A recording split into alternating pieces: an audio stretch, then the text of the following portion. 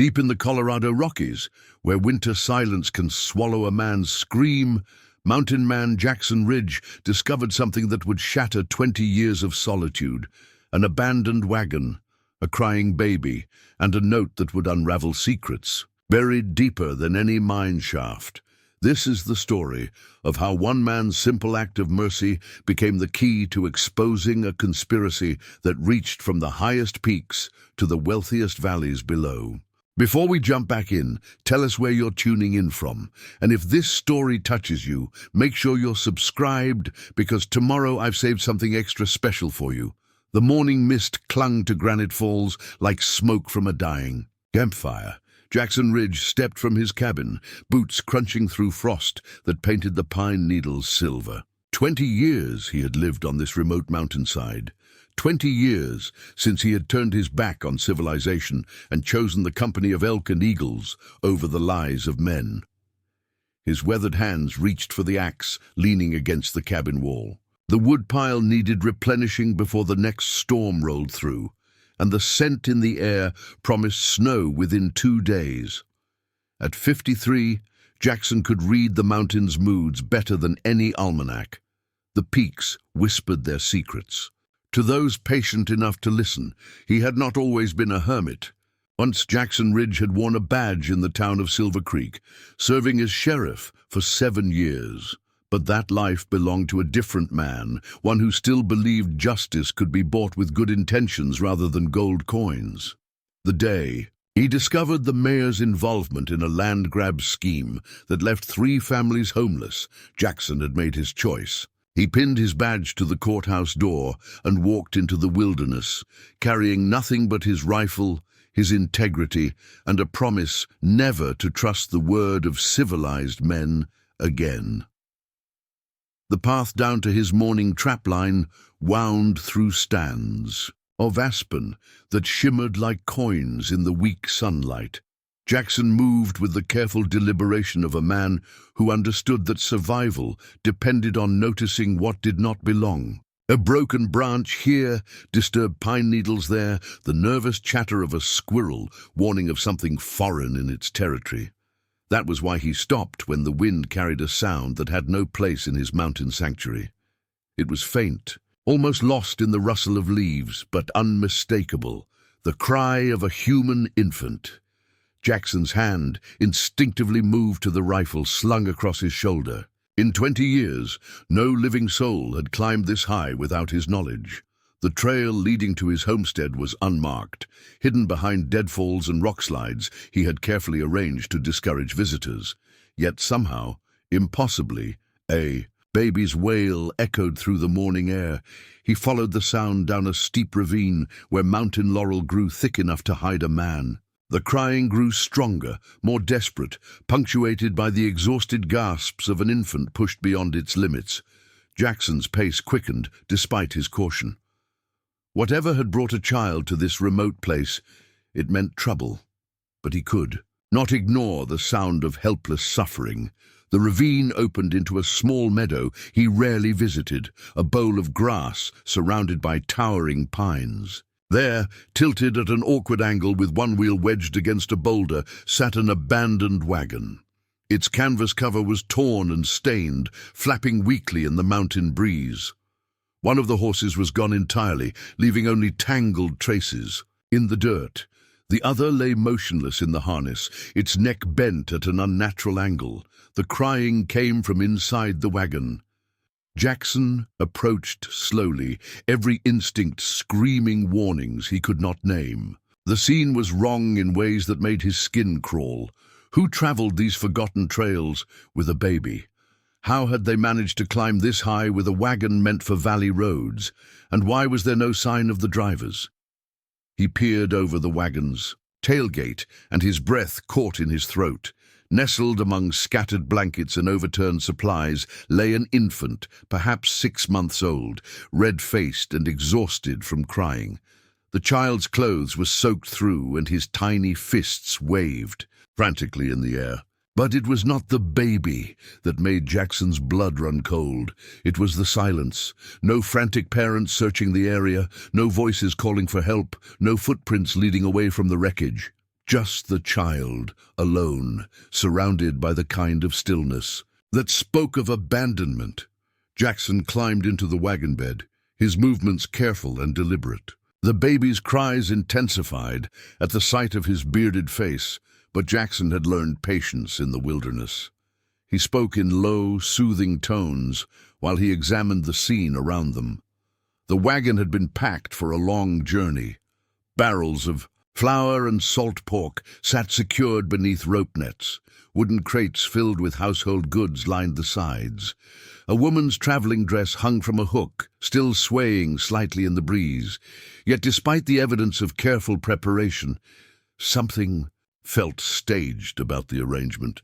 The supplies were too neat, too perfectly organized for a wagon that had supposedly crashed during a dangerous mountain crossing. Jackson lifted the baby carefully, wrapping him in a dry blanket he found tucked beneath a pile of women's clothing. The child was lighter than he expected, his small body trembling with cold and hunger. As he settled the infant against his chest, Jackson's fingers brushed against something crinkled beneath the blankets. A folded piece of paper, sealed with red wax. Jackson broke the seal with his thumb and unfolded the letter. The handwriting was elegant, clearly educated, written in dark ink that had not yet begun to fade. The message was brief, but it hit Jackson like a physical blow. To whoever finds this child, his name is Hope. He carries something more precious than gold, something that evil men would kill to possess. Keep him safe until the truth can see daylight. Trust no one from the valleys below. They have already taken everything else.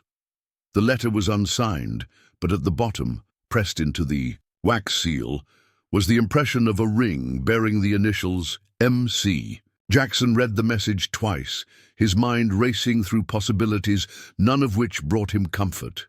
A child named Hope, carrying secrets worth killing for.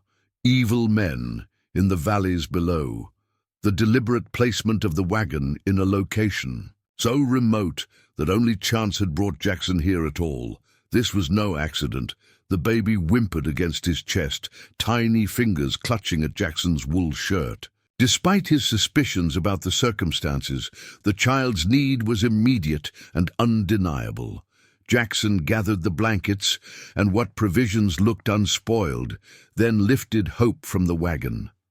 Whatever conspiracy had placed this infant on his mountain, the boy deserved better than to become another casualty. As Jackson turned to leave, movement in the tree line caught his eye. A figure on horseback, perhaps half a mile down the valley, moving slowly along the ridge, watching. The rider made no attempt to approach or call out, but Jackson felt the weight of that distant gaze like a target painted on his back. He ducked behind the wagon, holding Hope close to muffle any sounds. The horseman remained motionless for several minutes, a dark silhouette against the morning sky. Then, as quietly as he had appeared, the rider turned and vanished into the forest. Jackson waited another 10 minutes before emerging from his hiding place. His hands shook slightly as he checked the rifle's load, though whether from anger or fear he could not say. 20 years of solitude had not prepared him for this moment, for the return of the violence and deception he had fled so long ago. The climb back to his cabin felt endless. Hope dozed fitfully in his arms, occasionally stirring to cry before exhaustion claimed him again. Jackson's mind churned with questions that multiplied faster than he could process them. Who was MC? What secret could an infant possibly carry? And why had fate chosen him, of all people, to become the guardian of this mysterious child? His cabin sat exactly as he had left it, but somehow it looked different now. Smaller, more vulnerable. The thick log walls that had seemed like a fortress now felt like a trap. If someone had orchestrated Hope's placement on the mountain, they knew Jackson was here.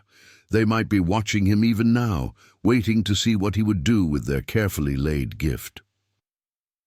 Inside the cabin, Jackson set Hope on his bed and began the practical work of caring for an infant with supplies meant for a mountain man. He warmed goat's milk in a tin cup, feeding it to the baby one careful drop at a time. He fashioned a diaper from soft cotton cloth he had been saving to patch shirts. He built up the fire until the single room glowed with warmth that seemed to calm Hope's restless movements. But even as he tended to the child's immediate needs, Jackson's mind remained focused on the larger problem. The rider in the tree line proved that Hope's arrival was no secret. Others knew the baby was here, which meant others would come looking. The note's warning about evil men in the valleys below suddenly felt less like dramatic rhetoric and more like a practical threat assessment. Jackson had spent 20 years perfecting the art of invisibility. He knew every game trail, every hidden cave, every source of fresh water within 50 miles. He could vanish into the wilderness for months without leaving a trace. But all of that knowledge was useless when he carried an infant who needed regular feeding, warmth, and medical care. As evening approached and Hope finally settled into genuine sleep, Jackson sat by the fire with the mysterious note spread on his knee. The elegant handwriting spoke of education and privilege, the kind of penmanship taught in expensive schools. The wax seal suggested wealth, possibly nobility.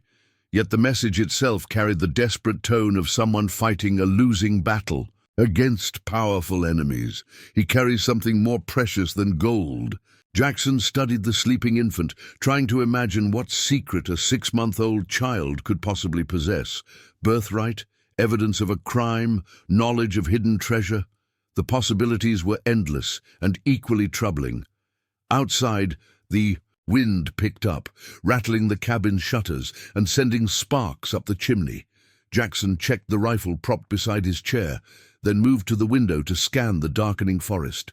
No movement, no lights, no sign of approaching danger. But the feeling of being watched had not left him, and 20 years of mountain living had taught him to trust his instincts above all else. Hope stirred in his sleep, making soft sounds that tugged at something deep in Jackson's chest. The mountain. Man had never married, never had children of his own. His life had been shaped by solitude and self-reliance, by the careful distance he maintained from anything that might require him to trust or be trusted in return.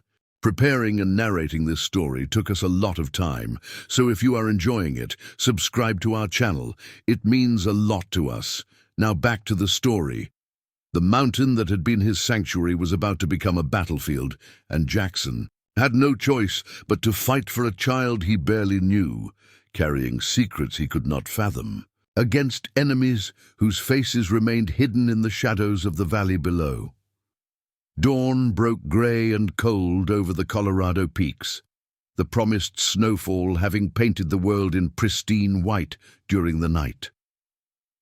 Jackson Ridge woke to the sound of Hope's crying, the infant's hungry wails cutting through the mountain silence like a blade. His back ached from sleeping upright in the wooden chair, rifle across his knees, ears tuned to every sound beyond the cabin walls. The fire had died to embers during the night. Jackson stirred it back to life while Hope fussed on the bed, small, fists waving in frustration. The baby had been through too much in his short life already, and Jackson felt the weight of that responsibility settle on his shoulders like a pack loaded with stones. After feeding Hope warm goat's milk and changing his makeshift diaper, Jackson stepped onto the cabin's covered porch to assess their situation. The snow was deeper than expected, nearly knee-high where it had drifted against the cabin walls. More importantly, it had covered the tracks leading from the abandoned wagon back to his homestead. For now, at least, the storm had granted them invisibility. Jackson studied the tree line through the falling snow, searching for any sign of movement or the dark silhouette of a watching rider. The forest stood silent and empty, heavy-laden branches drooping under their white burden. But his unease had not diminished with the night. If anything, the isolation felt more ominous now, like the calm before a summer thunderstorm. He was splitting. Firewood on the porch when he saw the smoke, A thin grey column rose from somewhere down in Bear Valley, perhaps 3 miles northeast of his position. Jackson knew every homestead and hunting camp within a day's ride of his mountain. There were none in Bear Valley. The terrain was too steep, the water sources too unreliable. Yet someone had built a fire large enough to send smoke above the tree line. Jackson set down his axe and fetched a pair of field glasses from inside the cabin. The smoke was definitely there, steady and deliberate, not the random wisps of a lightning strike or natural fire. Someone had made camp in the valley overnight, and Jackson doubted it was a coincidence. Hope dozed peacefully in his improvised cradle, a wooden crate lined with soft wool that Jackson had fashioned that morning. The child's presence changed everything about Jackson's calculations. His first instinct was to pack light and move higher into the mountains, to one of the hidden caves he had prepared for exactly this type of emergency. But a baby required supplies, warmth, and regular feeding. The caves that could shelter one man indefinitely would become death traps with an infant in tow. As Jackson wrestled with his options, Hope woke with a soft gurgle that gradually built into full-throated crying. The sound seemed unnaturally loud in the mountain stillness, and Jackson found himself glancing toward the windows, as if the baby's wails might somehow carry down to Bear Valley. He lifted Hope from the cradle, holding the infant against his shoulder until the crying subsided into contented murmurs. "You're going to get us both killed, little one," Jackson whispered into the baby's wispy hair, but even as he spoke the words, he knew he would not abandon the child. Whatever secrets Hope carried, whatever dangers stalked them from the valleys below, the infant deserved a chance to grow up free from the sins of adults. The sound of approaching horses reached Jackson. Just after noon, he had been expecting it, dreading it, but when the muffled thunder of hooves on snow finally echoed through the forest, his body still tensed like a spring wound too tight. Jackson placed Hope in the cradle and moved to the window, peering through a gap in the heavy curtains he had drawn across the glass. 3 riders were climbing the final approach to his cabin, their horses laboring through the deep snow. They moved slowly, deliberately, scanning the tree line with the practiced eyes of men accustomed to violence. Jackson recognized the type immediately from his years as sheriff. These were not local ranchers or lost travelers. They were professionals, hired guns dressed in city clothes that made them stand out against the mountain wilderness like ravens in a dovecote. The leader was a tall man with silver hair and a neatly trimmed beard, riding a black gelding that probably cost more than most folks saw in a year. His companions flanked him on either side, younger men with hard faces and hands that rested casually near the butts of their pistols. All 3 wore heavy wool coats that could not quite hide the bulge of weapons beneath. Jackson checked his rifle's load and moved to a position where he could cover the cabin's single door. Hope stirred in his sleep but did not wake, and Jackson sent up a silent prayer that the baby would remain quiet long enough for this confrontation to play out. The riders stopped their horses 20 yards from the cabin's porch, close enough to make their intentions clear but far enough to avoid being trapped if shooting started. The silver-haired man dismounted with the fluid grace of someone comfortable in the saddle, his boots crunching in the snow as he approached. "Mr. Ridge," the man called out, his voice carrying the cultured accent of eastern cities. "My name is Theodore Blackwood. I believe you have something that belongs to my associates." Jackson stepped onto the porch, rifle held casually but ready. "Don't recall inviting visitors, Mr. Blackwood. This mountain doesn't get much traffic from folks in fancy coats." Blackwood smiled, but the expression never reached his pale blue eyes. "Indeed, you've chosen quite the isolated location for your retirement. Very peaceful, very private. The sort of place where a man could disappear without anyone asking questions." The threat was delivered with the smooth politeness of a diplomat, but Jackson had heard similar words from powerful men before. During his years wearing a badge, he had learned to read the language of veiled intimidation, the way wealthy men wrapped their cruelty in silk scarves and called it civilization. "Seems to me you're the one who's disappeared," Jackson replied, evenly. "Long way from the valley for men dressed like bankers." Blackwood chuckled, pulling off his leather gloves finger by finger. "Bankers. Yes, I suppose we do have that appearance, though our business is considerably more specialized. We locate lost property, Mr. Ridge, items that have wandered away from their rightful owners. The only property I've got is what I built, with my own hands, of course." Blackwood's smile widened. "Though I understand you made quite the discovery yesterday morning. An abandoned wagon, perhaps? A crying infant left to freeze in the wilderness?" Jackson's grip tightened on the rifle, though his expression remained neutral. "Sounds like you know more about it than I do." From inside the cabin, Hope began to cry. The sound was muffled by the log walls, but in the mountain silence it carried, clearly, to the men waiting in the snow. Blackwood's eyes sharpened with satisfaction. "Ah, there he is. Poor little fellow. Such a traumatic experience for one so young. We're here to return him to his family, Mr. Ridge. Surely you can understand a grandfather's concern for his lost grandchild." The lie was smoothly delivered, but Jackson caught the subtle tells that marked it as deception. The way Blackwood's left eye twitched slightly, the rigid posture of his companions, like men preparing for violence rather than a joyful reunion. Most tellingly, none of them had dismounted to rush toward the cabin where their supposedly beloved child waited. "Grandfather, you say?"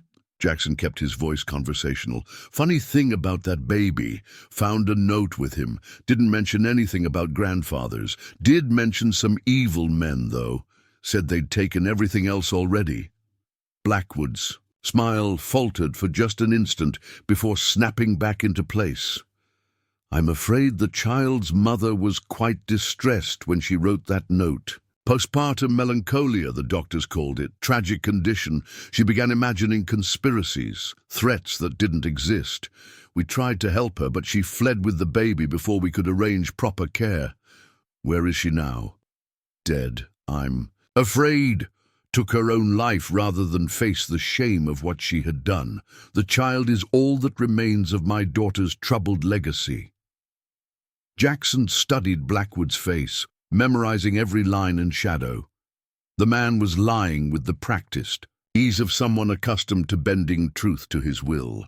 But beneath the polished exterior, Jackson detected something else.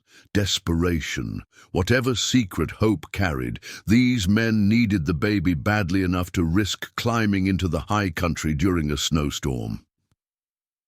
"Sorry for your loss," Jackson said. "Finally. But if the child's mother didn't trust you with him, maybe there was a reason." Blackwood's facade cracked slightly. "Mr. Ridge, I appreciate your caution, truly, but this matter is far more complicated than you realize. The child carries, let us say, documents that could cause considerable harm if they fell into the wrong hands, for the good of everyone involved, including yourself. It would be best if you allowed us to complete our family business without interference."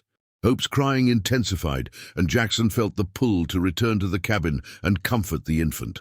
But leaving the porch would mean turning his back on 3 armed men, and his instincts screamed warnings against such vulnerability. "Documents!" Jackson raised an eyebrow. "What kind of documents does a 6-month-old baby carry? The kind that get good men killed for asking too many questions." The politeness had vanished from Blackwood's voice, replaced by the cold edge of a man accustomed to having his orders obeyed. His companions shifted in their saddles, hands moving closer to their weapons. Jackson's mind raced through his options.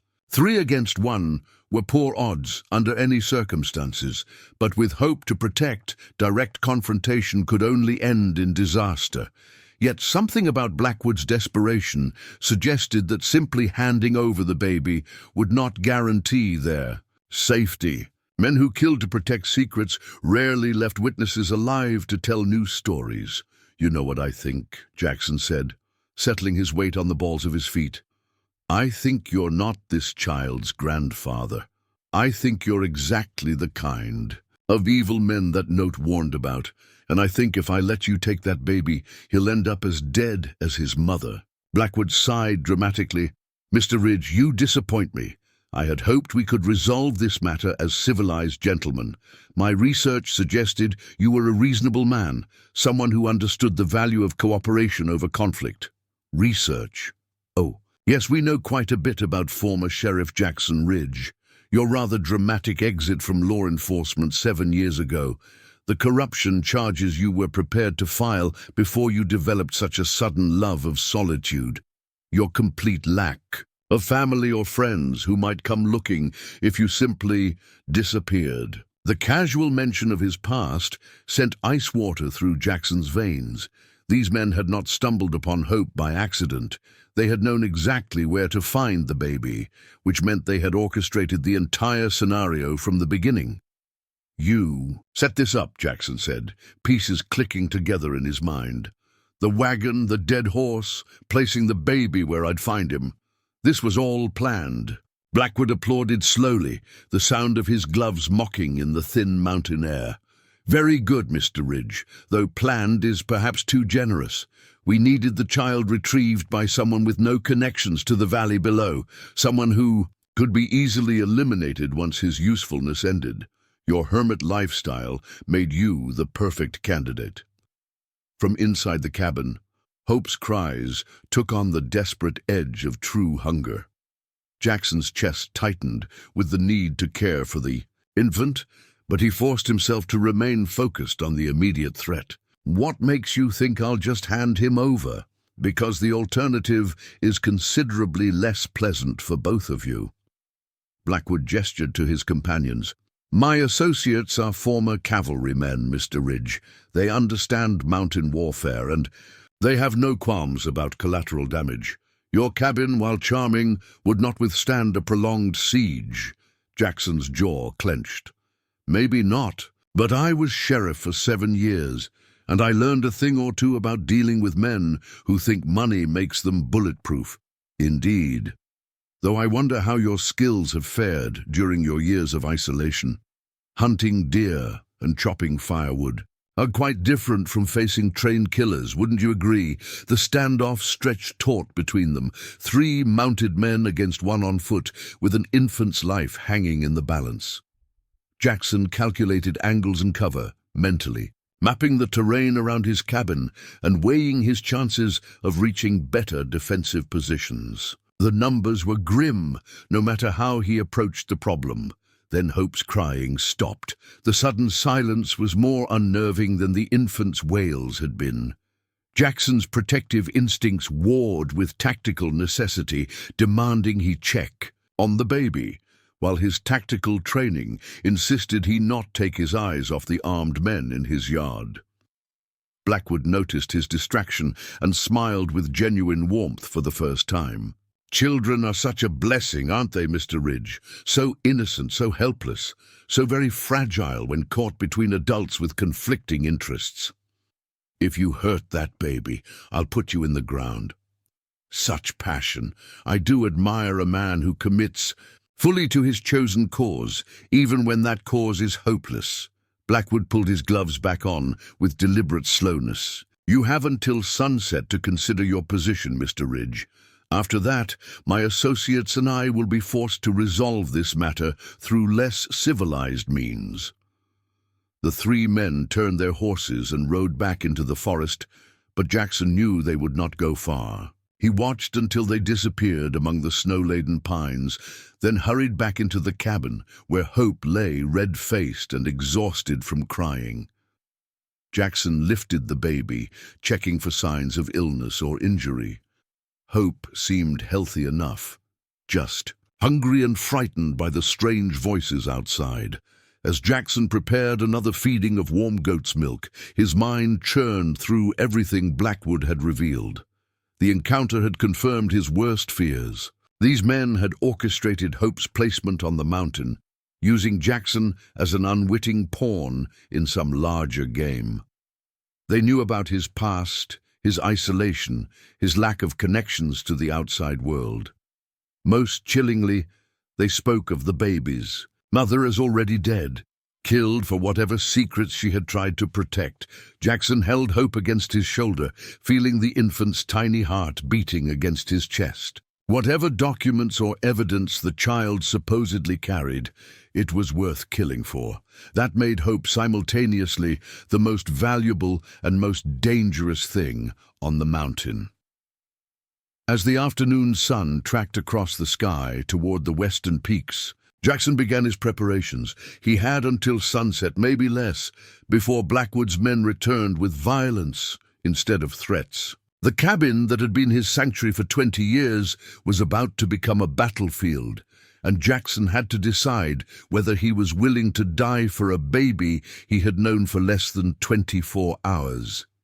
The answer came without hesitation.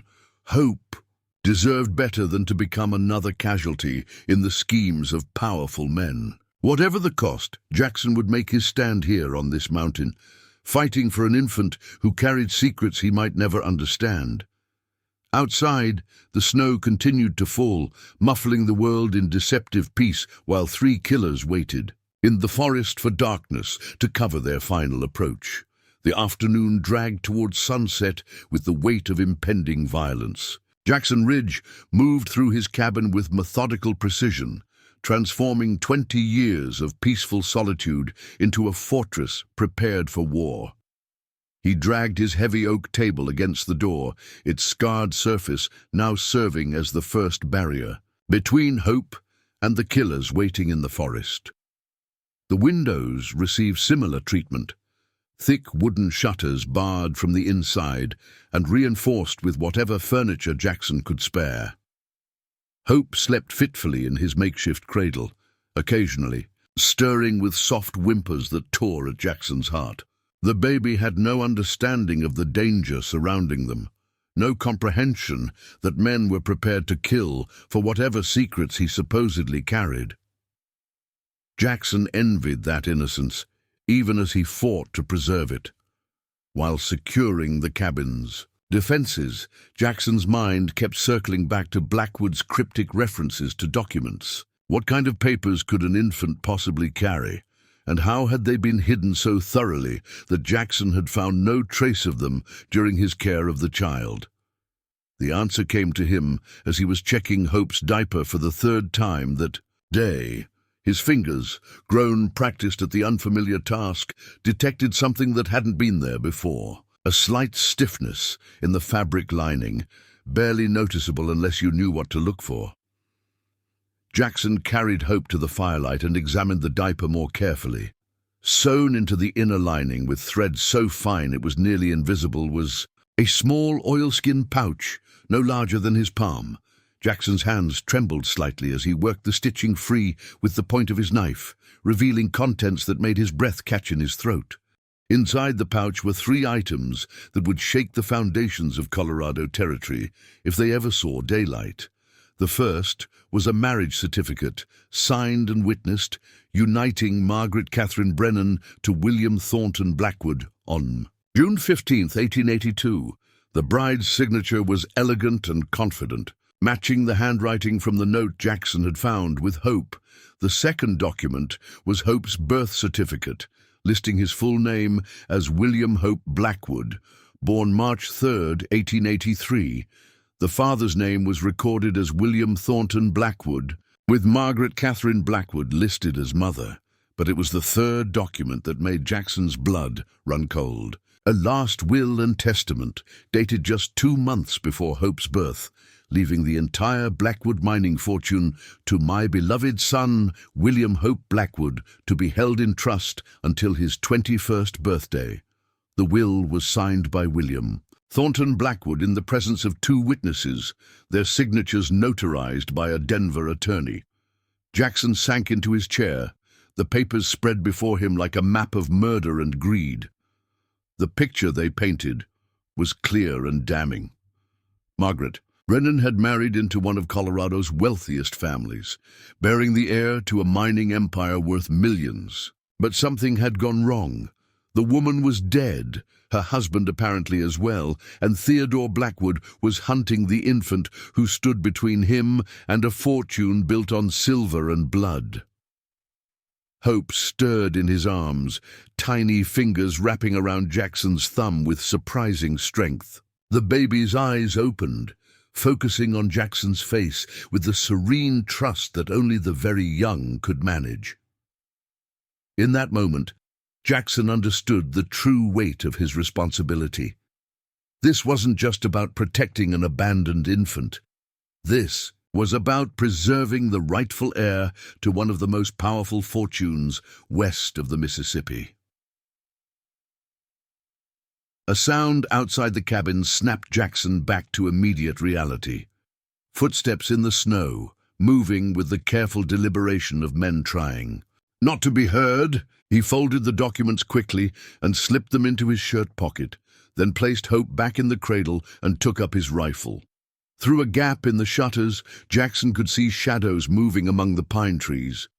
Blackwood's men were positioning themselves for the assault, probably waiting for full darkness to provide cover for their final approach. Jackson counted at least 4 distinct positions, which meant they had brought reinforcements from wherever they had made camp in Bear Valley. The attack began just as the last light faded from the western peaks. The first shot shattered the silence. Like thunder, the bullet splintering wood inches from Jackson's head as he moved past a window. He dropped to one knee and returned fire through a gun port he had cut in the shutters, aiming at the muzzle flash that had given away the shooter's position. Hope woke with a terrified wail that cut through the gunfire like a blade. Jackson's heart clenched at the sound, but he couldn't risk exposing himself to comfort the baby. Instead, he called out in what he hoped was a reassuring voice while levering another round into the rifle's chamber. "Easy, little one. Just stay down and let old Jackson handle this." More shots erupted from the tree line, a coordinated barrage designed to keep Jackson pinned while other attackers moved to better positions. Bullets thudded into the cabin's log walls with meaty impacts, sending splinters flying through the smoky air. Jackson counted at least 5 different weapons, confirming his fear that Blackwood had brought a small army to collect his prize.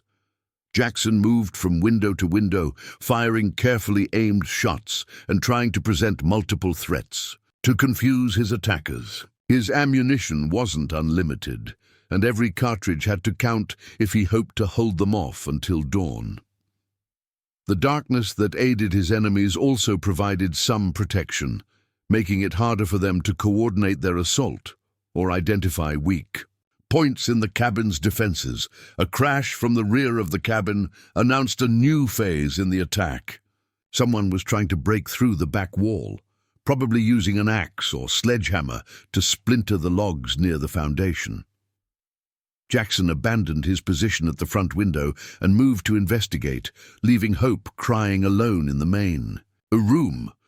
The sound came from just below the cabin's single back window, a steady rhythm of metal on wood that spoke of determined effort. Jackson eased the shutter open a crack and peered down at a figure in dark clothes, working methodically to create a breach. The man was so focused on his task that he never saw Jackson's rifle barrel emerge from the window above. The shot took the attacker in the shoulder, spinning him around and dropping him to the snow with a scream that echoed off the surrounding peaks. His axe flew wide, embedding itself in a nearby pine tree. But even as Jackson savored the small victory, he heard footsteps on the cabin's roof. They were coming from above. Jackson looked up at the heavy timber beams that supported the cabin's roof, calculating how much weight they could bear and how long it might take a determined man to break through the wooden shingles. The footsteps moved carefully, testing each step, searching for the strongest point to begin cutting their way inside. Hope's crying intensified, the baby's voice hoarse from fear and exhaustion. Jackson longed to comfort the infant, but the sounds from the roof demanded his immediate attention.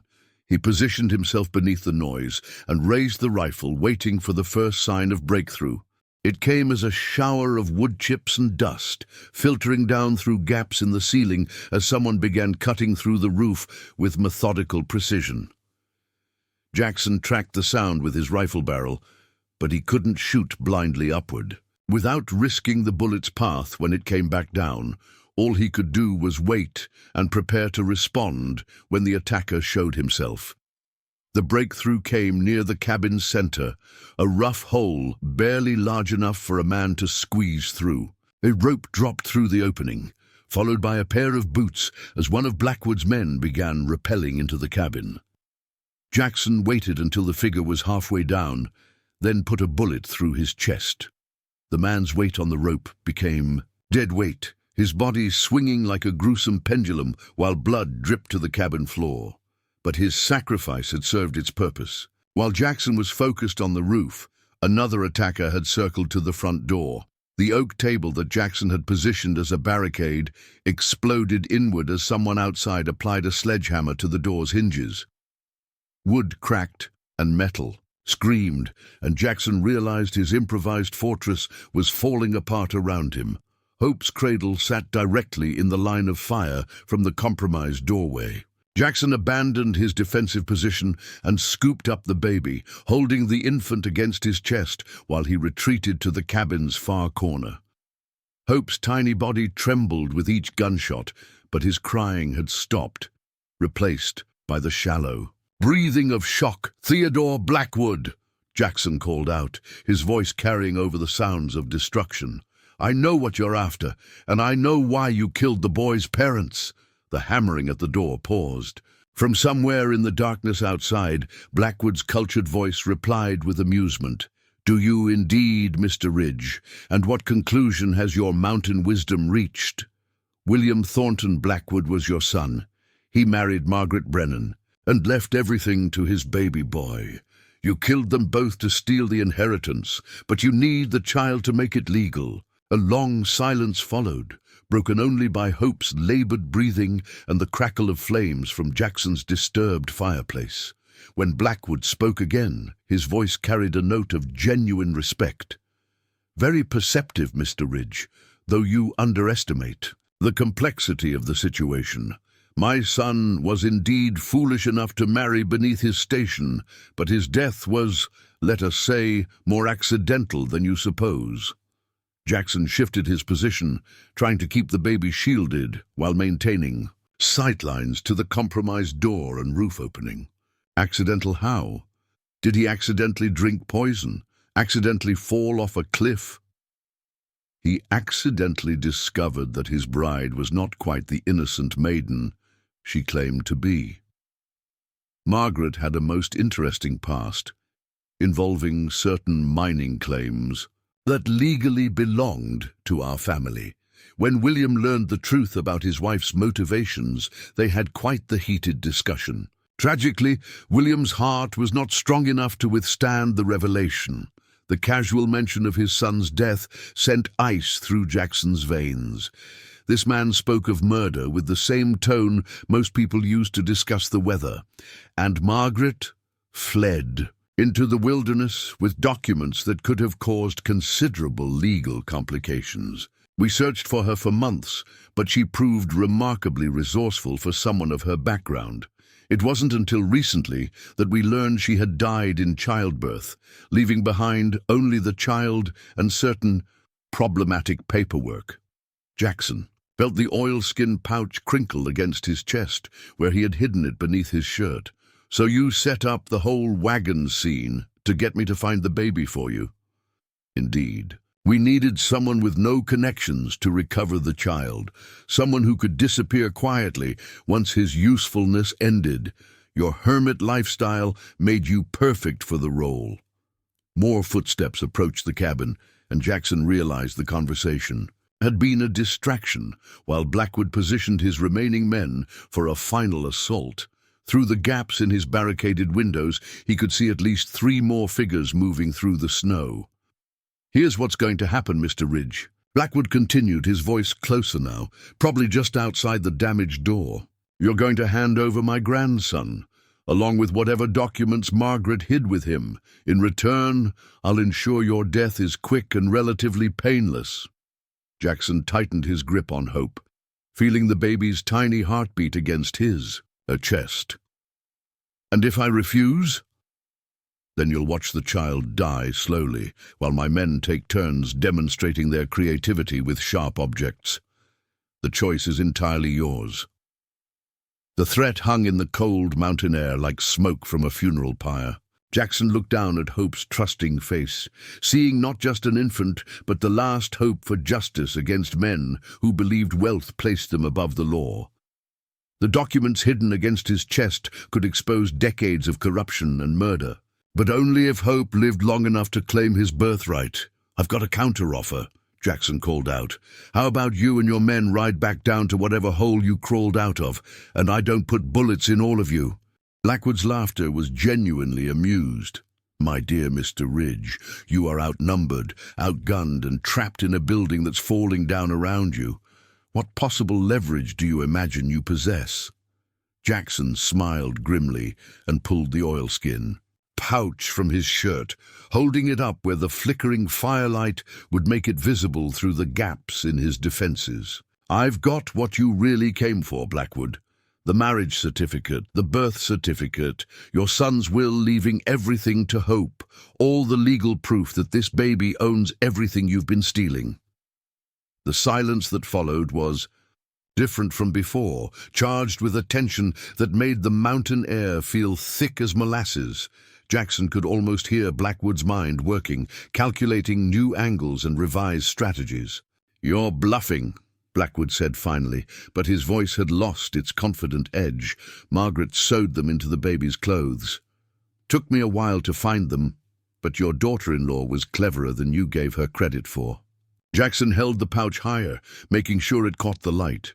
"The question is, how badly do you want these documents? Bad enough to let the baby live?" Hope stirred against Jackson's chest, tiny fingers clutching at his wool shirt. The infant's eyes were wide and alert, as if he sensed the importance of the moment surrounding him. From outside came the sound of a whispered conference, multiple voices engaged in urgent discussion. Jackson used the respite to check his ammunition and assess his increasingly desperate situation. The cabin's defenses were compromised, his enemies held superior numbers, and dawn was still hours away. But he had something Blackwood needed more than revenge. The legal documents that could either legitimize Hope's claim to the Blackwood fortune or disappear forever in the flames of a burning cabin. For the first time since the siege began, Jackson held leverage in a game where the stakes were measured in millions of dollars and human lives. The question was whether Theodore Blackwood was the kind of man who made deals with his enemies, or the kind who preferred to take what he wanted from their corpses. Jackson was about to find out which kind of monster had come hunting in his mountain sanctuary. The negotiation that followed was conducted through shattered wood and gun smoke. Two men bargaining over the life of an infant, while armed killers waited in the shadows. Theodore Blackwood's voice carried the practiced smoothness of a man accustomed to buying what he wanted, but Jackson detected an undercurrent of desperation that had not been there before. "Mr. Ridge, you've proven yourself far more resourceful than I anticipated," Blackwood called from somewhere near the ruined doorway. "Perhaps we can reach an arrangement that serves both our interests."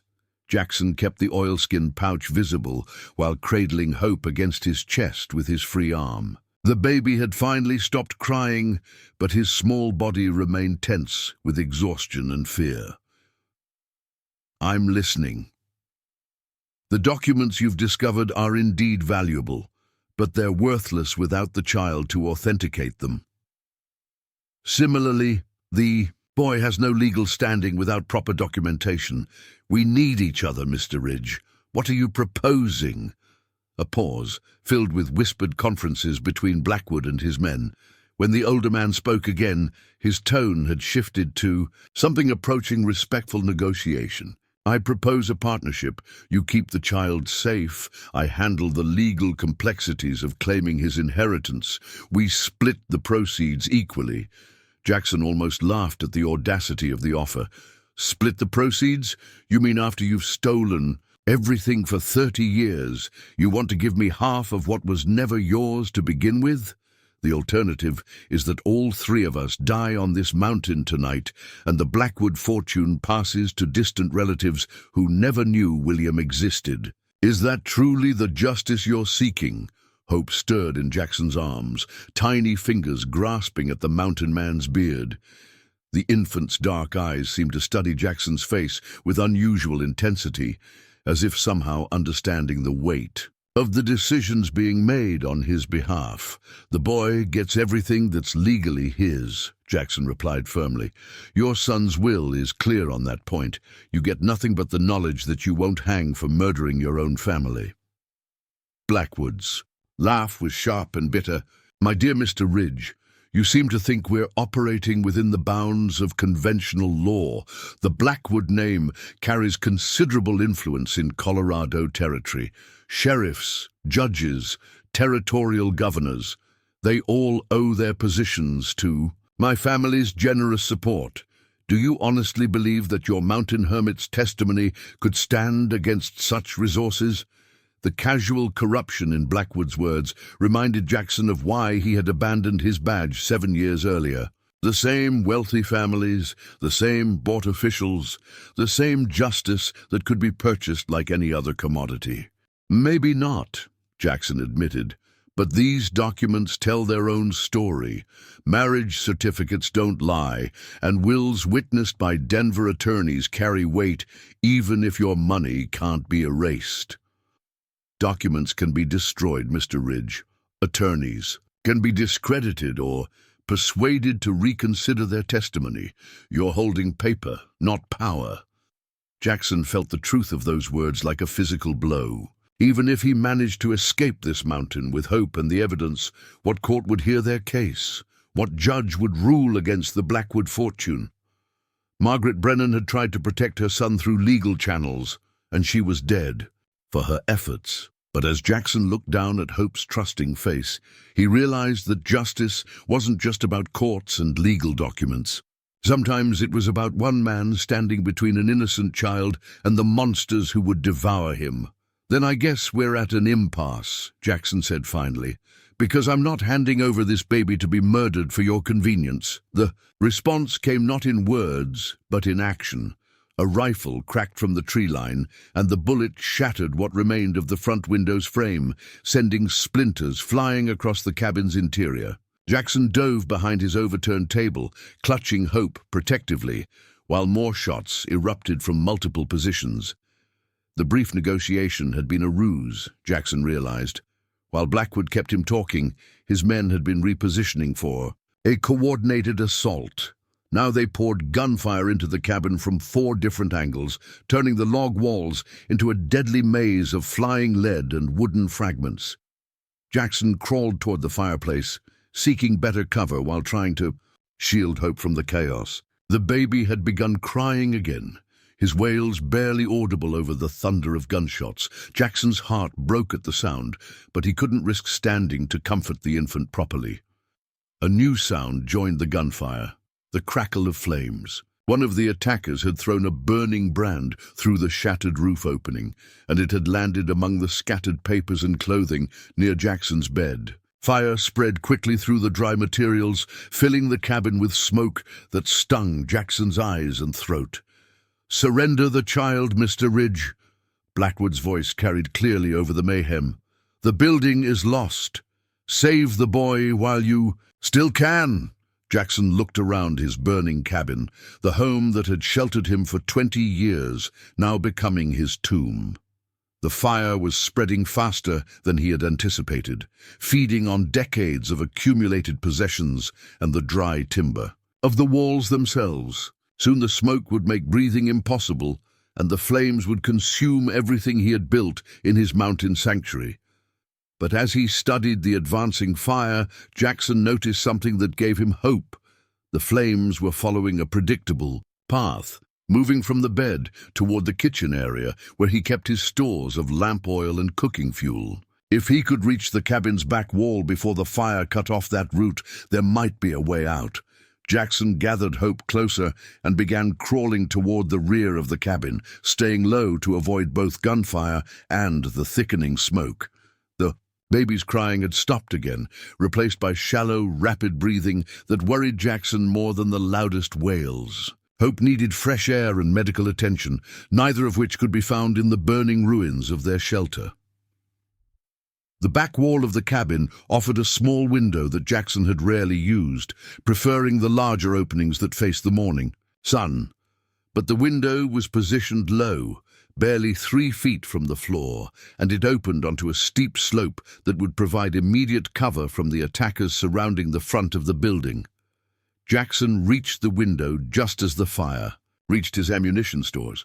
The explosion shook the entire cabin, sending burning debris flying through the interior and momentarily deafening everyone within 50 yards. Jackson used the confusion to smash the window's glass with his rifle butt and clear away the remaining shards. Cold mountain air rushed into the cabin, providing blessed relief from the smoke, but also feeding the flames behind him. Jackson had perhaps minutes before the entire structure became uninhabitable. He wrapped Hope in a thick blanket and prepared to make their escape into the uncertain safety of the winter night. But as Jackson prepared to climb through the window, a shadow moved outside. One of Blackwood's men had anticipated this route and positioned himself to intercept any escape attempt. The figure raised his rifle, aiming directly at the window opening. Jackson had no choice but to take the shot first. His bullet caught the attacker's center mass, dropping him to the snow with a grunt of surprise. But the gunshot also announced Jackson's position to every other killer surrounding the cabin. Voices shouted in the darkness, coordinating a response to Jackson's breakout attempt. Footsteps pounded through the snow as men repositioned to cut off his escape route. Jackson realized that leaving the cabin might only expose Hope to greater danger. Then he heard something that changed everything. Horse hooves, multiple riders, approaching fast from the valley below, their mounts laboring through the deep snow. But these were not more of Blackwood's reinforcements. The riding style was different, looser, less military, more like ranchers or cowboys pushing hard to reach a destination. "Federal marshals," a voice bellowed from the darkness. "Throw down your weapons and surrender." The gunfire around Jackson's cabin ceased, as if someone had thrown a switch. In the sudden quiet, he could hear Blackwood cursing fluently, his cultured accent cracking under the strain of unexpected complications. Jackson remained hidden near the window, uncertain whether this new development represented salvation or simply a different kind of danger. Federal marshals operated under territorial authority that even the Blackwood fortune could not easily influence, but they were also bound by laws that might not recognize the justice of Jackson's cause. "Theodore Blackwood," the lead rider called out. "You're under arrest for conspiracy to commit murder and attempted kidnapping. Come out with your hands visible."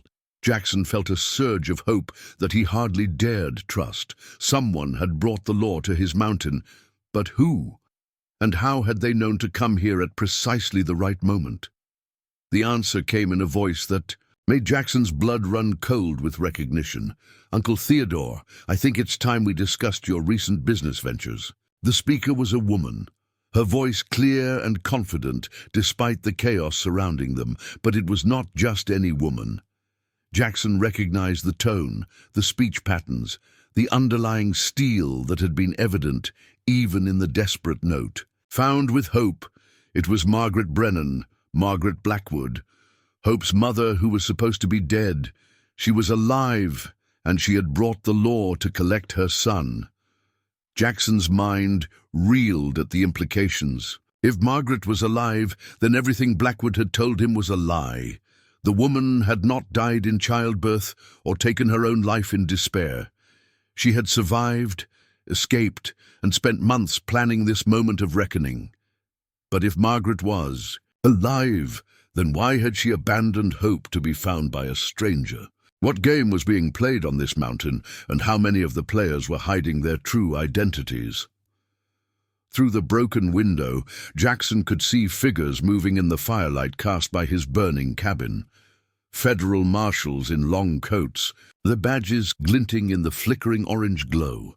Blackwood's men slowly emerged from their positions, hands raised, weapons lowered. And there, mounted on a chestnut mare and wearing a riding habit that spoke of both wealth and practicality, was a woman whose face Jackson recognized from his imagination. Margaret Blackwood was beautiful in the way that strong women often were, not fragile or decorative, but possessed of a confidence that made men pay attention. Her dark hair was pulled back beneath a fur-trimmed hat, and her eyes blazed with an intensity that suggested she had been planning this confrontation for a very long time. "Mr. Ridge," she called out, her voice carrying easily across the snowy clearing. "I believe you have something that belongs to me." Jackson looked down at Hope, who had fallen asleep despite the chaos surrounding them. The baby's face was peaceful in the way that only the very young could manage, trusting in the adult world to resolve its conflicts without requiring his participation. But Jackson was no longer certain who could be trusted. Margaret's survival changed everything about the situation, raising questions that had no comfortable answers.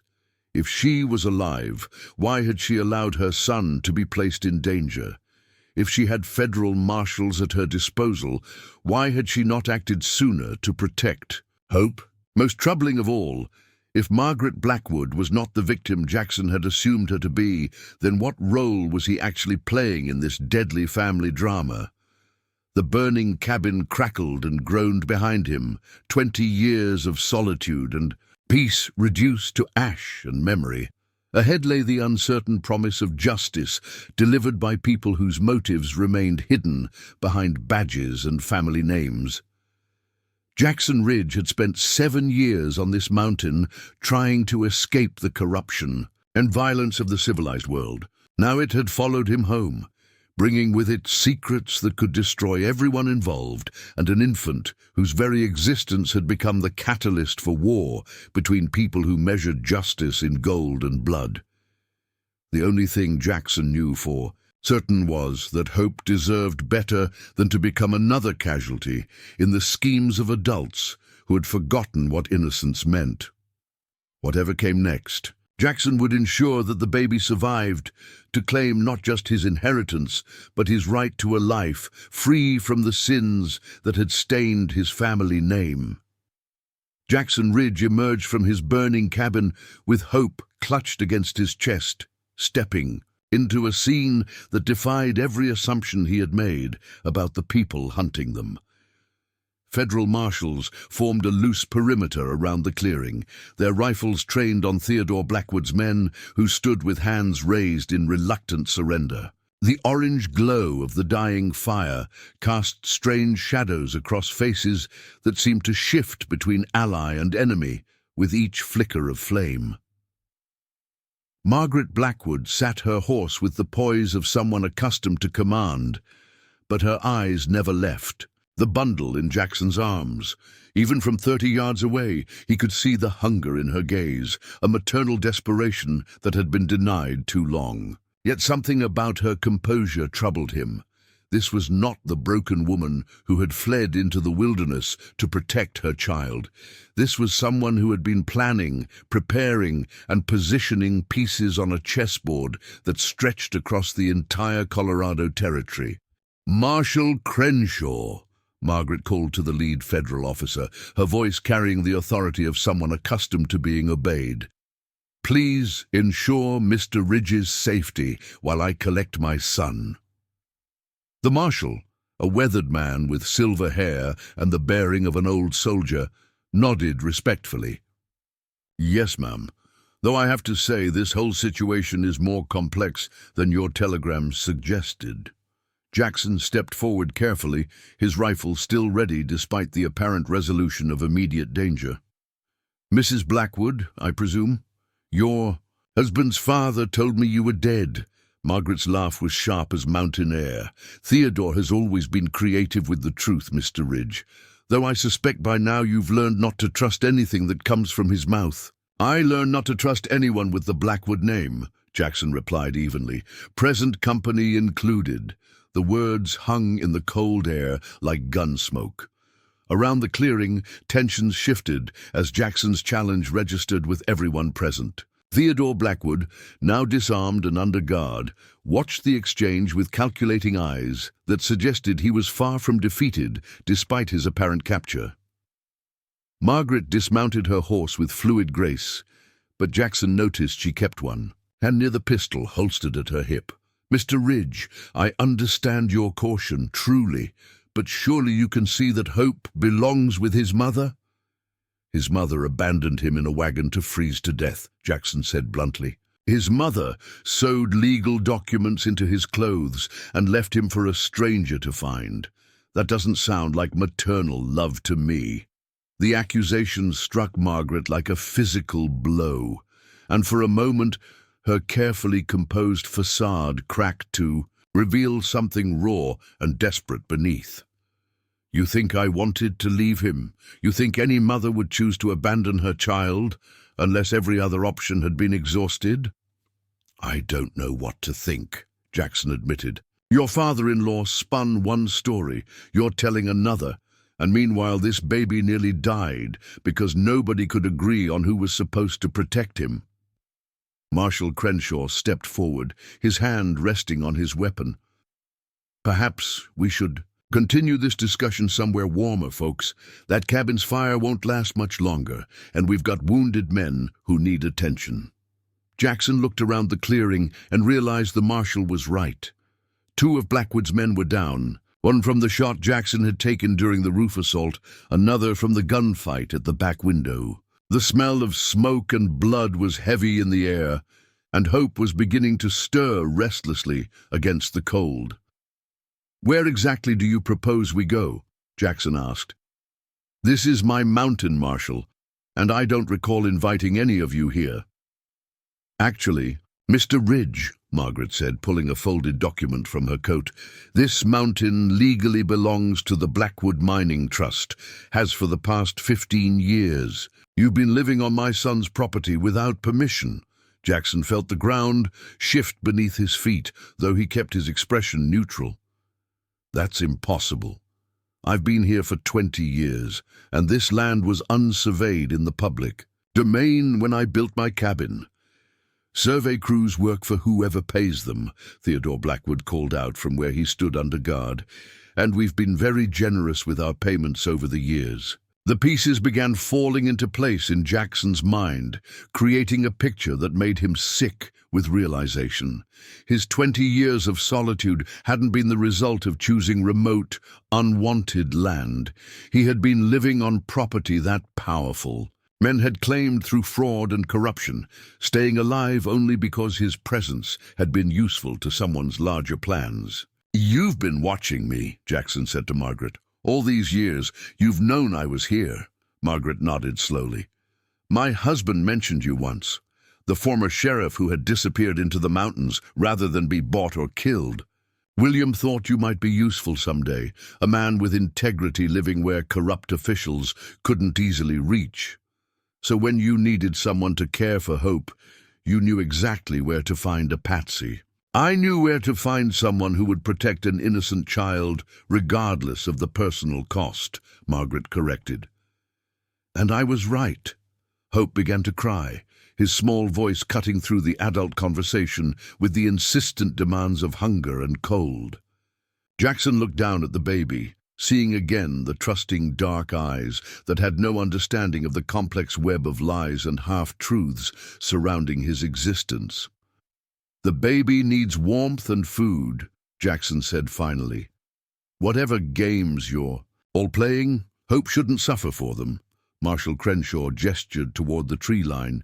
"We've got a camp set up about a mile down the ridge. Shelter, supplies, everything the child needs. Mrs. Blackwood has been quite thorough in her preparations." Jackson studied the federal officer more carefully, noting details he had missed in the initial chaos. The marshal's uniform was clean and well-maintained, his equipment expensive and new. Most tellingly, his deference to Margaret suggested a relationship that went beyond professional courtesy. "How long have you been working for her, Marshal?" Crenshaw's jaw tightened. "I work for the United States government, Mr. Ridge. Mrs. Blackwood is a concerned citizen who brought evidence of criminal activity to our attention." "What kind of evidence?" Margaret reached into her coat again, withdrawing a leather portfolio that bulged with documents. "Financial records showing how Theodore has been embezzling from the mining trust for over a decade. Correspondence proving he hired men to kill my husband when William discovered the theft. Testimony from witnesses who saw Theodore's men burn down 3 homesteads to cover up illegal land claims." Jackson felt a chill that had nothing to do with the mountain air. "How long have you been collecting this evidence?" "Since the day I married into the Blackwood family," Margaret said quietly. "I knew they were corrupt from the beginning, Mr. Ridge. That was why I married William." The admission hung between them like a loaded gun. Jackson looked at the woman who claimed to be Hope's loving mother, seeing her now with eyes unclouded by assumptions about maternal devotion and protective desperation. "You married him to destroy his family." "I married him to get close enough to gather evidence that would bring them all to justice," Margaret corrected. "The fact that I came to love William genuinely was an unexpected complication." "Theodore." Blackwood began laughing from his position under guard, the sound harsh and mocking in the cold night air. "Oh, this is rich. The righteous mountain man finally understands what kind of woman he's been protecting. Tell him the rest, Margaret. Tell him about the mining claims." Margaret's face hardened. "Be quiet, Theodore. Tell him how your first husband died in a mysterious cave-in at the Silver Bell mine," Theodore continued. "Tell him about the insurance money you collected and how you used it to buy information about our family's business dealings." Jackson felt Hope's small body trembling against his chest and realized his own hands were shaking with suppressed rage. "Is that true?" Margaret's silence was enough. Jackson looked around the clearing at the federal marshals, at Theodore Blackwood's smug expression, at the burning remains of his cabin and 20 years of peaceful solitude. "So let me understand this," Jackson said slowly. "You're all criminals. Theodore steals from his own family trust and murders anyone who gets in his way. You marry men and collect evidence to destroy their families, possibly killing your first husband in the process. And you, Marshal, take money to provide federal authority to whatever scheme pays best." "Mr. Ridge," Crenshaw said warningly, "you're making some serious accusations." "Am I wrong?" The marshal's hand moved toward his weapon, but Margaret raised a hand to stop him. "No, Marshal. Mr. Ridge deserves the truth. All of it." She turned to face Jackson directly, and for the first time since her arrival, he saw genuine emotion in her eyes. "My first husband was killed in Theodore's mine, Mr. Ridge. Not by accident, but because he discovered that the Blackwood family had been falsifying safety reports and stealing from their own workers' pension fund. I spent 3 years gathering evidence to prove it, only to learn that the territorial courts were too corrupt to care. So you decided to take justice into your own hands." "I decided to marry the heir to the Blackwood fortune and destroy them. From within," Margaret said simply. "It took me 2 years to get close to William, another year to convince him to marry me, and 6 months to show him proof of his father's crimes." "And when William confronted Theodore?" Margaret's voice cracked slightly. "Theodore had him killed. Made it look like a heart attack brought on by the stress of learning about his wife's deception. But William had already changed his will, leaving everything to our unborn child." Jackson looked down at Hope, understanding finally dawning. "So, the baby inherits everything, but only if he lives long enough to claim it. Theodore needed Hope alive to make any legal claim to the estate," Margaret explained. "But he also needed Hope under his control. When I fled with the baby, I disrupted his plans completely." So you faked your own death, abandoned your child, and waited for Theodore to make his move. I placed my son where I knew he would be safe while I gathered the final pieces of evidence needed to destroy Theodore completely, Margaret corrected. You were never meant to be in danger, Mr. Ridge. You were supposed to find Hope and deliver him to the authorities I had already contacted. Jackson felt the last pieces of the puzzle clicking into place, creating a picture that sickened him with its calculated coldness. But Theodore found him first. Theodore was more resourceful than I anticipated, Margaret admitted.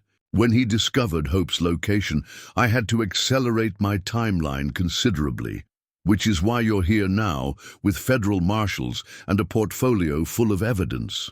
Which is why I'm here to finally end this family's reign of corruption and murder, Margaret said firmly. Theodore will hang for his crimes, the stolen money will be returned to its rightful owners, and Hope will inherit an empire built on honest labor instead of blood and theft. Hope had stopped crying during the adults' conversation, his dark eyes moving between the faces surrounding him, as if trying to understand the emotions that charged the air around his small form. Jackson found himself wondering what kind of life awaited this child, growing up as the heir to a fortune built on so much pain and deception. And what happens to me? Jackson asked. Margaret studied his face in the firelight. That depends, Mr. Ridge. Are you interested in helping us build something better from the ruins of what my family destroyed? Or would you prefer to disappear, back into the mountains and pretend none of this ever happened?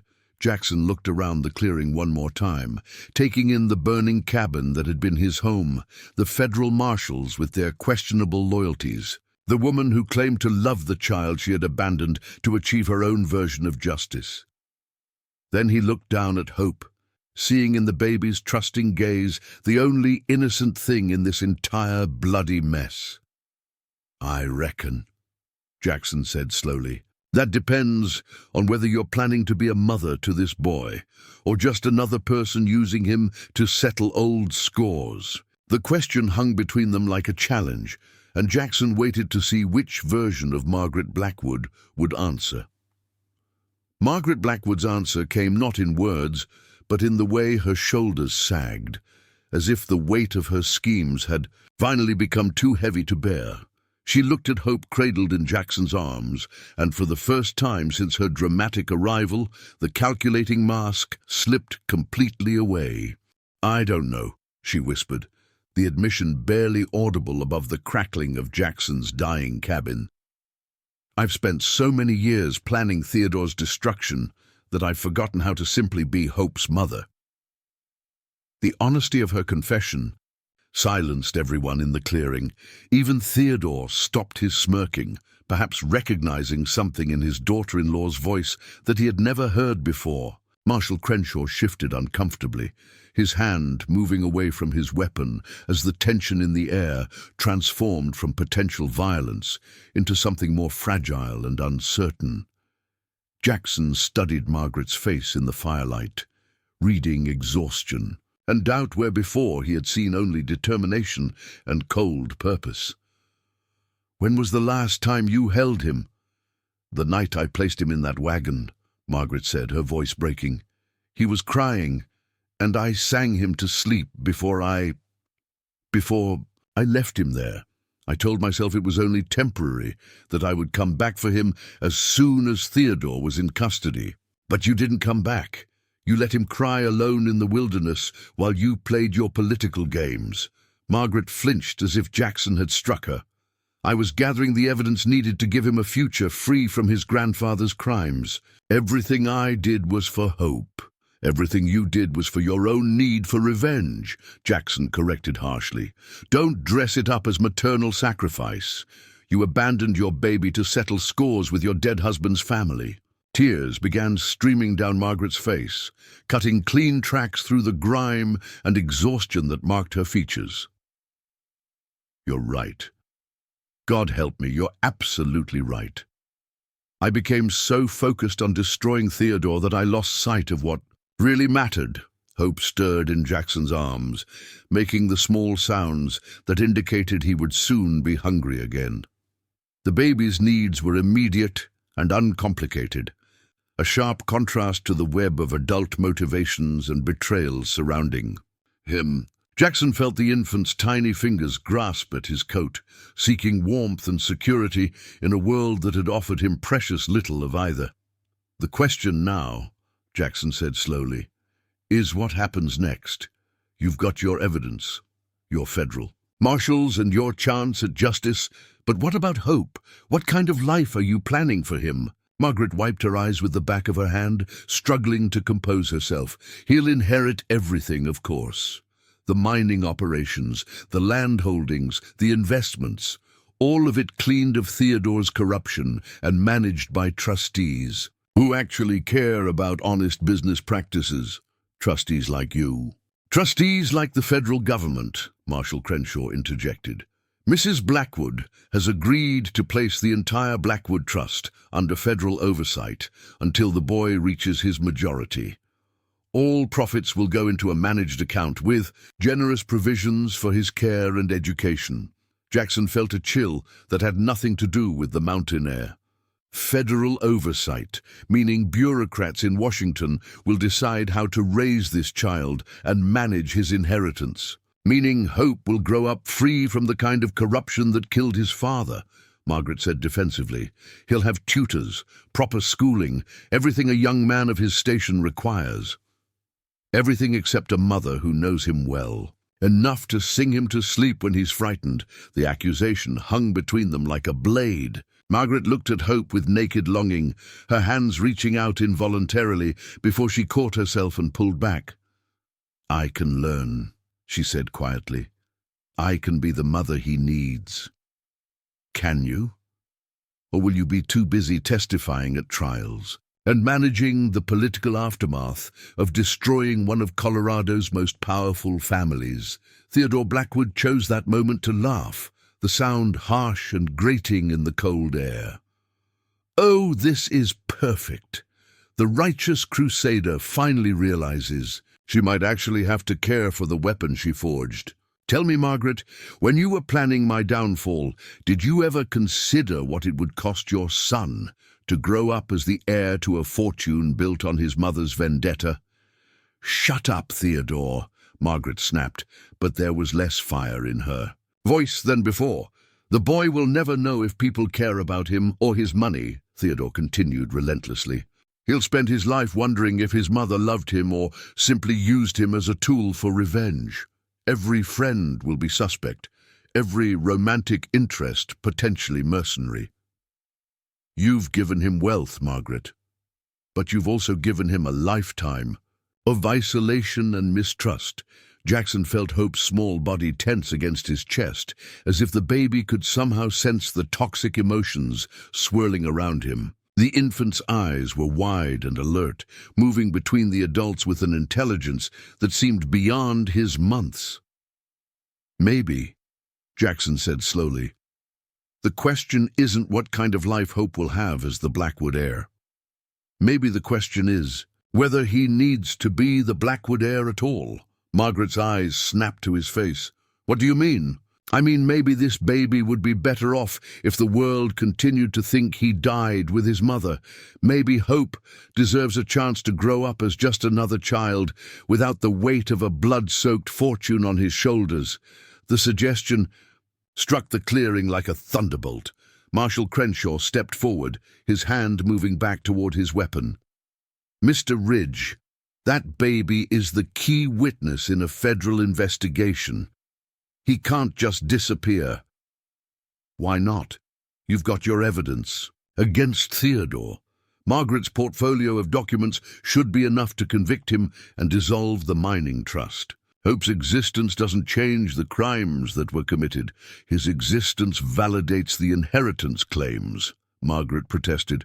"Without Hope, Theodore's collateral heirs will inherit everything, all of William's reforms, all of the plans to clean up the mining operations and compensate the families who were cheated. None of it will happen." Jackson looked down at Hope, seeing in the baby's dark eyes a reflection of his own childhood loneliness. The infant deserved better than to spend his life as a symbol of other people's moral crusades, even righteous ones. What if there was another way? Jackson asked. What if Hope could have both his inheritance and his freedom?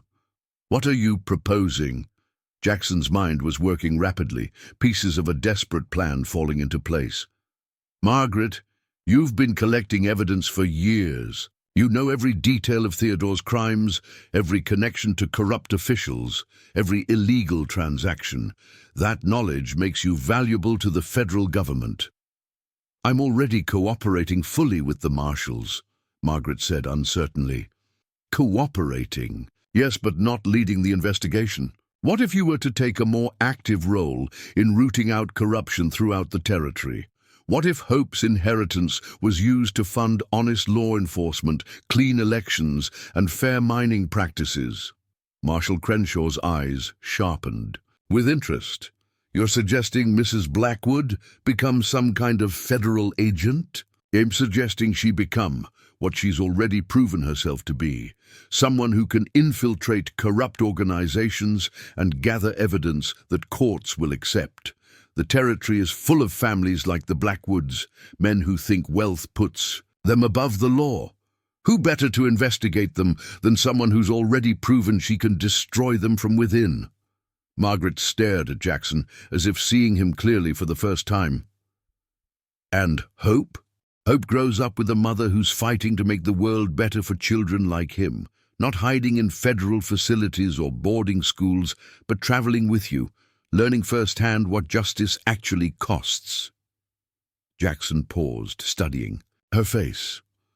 Of course, that would mean giving up your need for a quiet, comfortable life. It would mean years of dangerous work, constant travel, and the knowledge that you're making enemies who would kill you and Hope, both, if they got the chance. It would also mean raising my son myself, Margaret said softly, teaching him right from wrong through my actions, not my absence. Theodore Blackwood had stopped laughing. His face was pale with a dawning understanding of what Jackson was proposing. You're talking about turning the boy into a target. Every corrupt official, every crooked businessman, every hired killer in the territory would have reason to hunt him.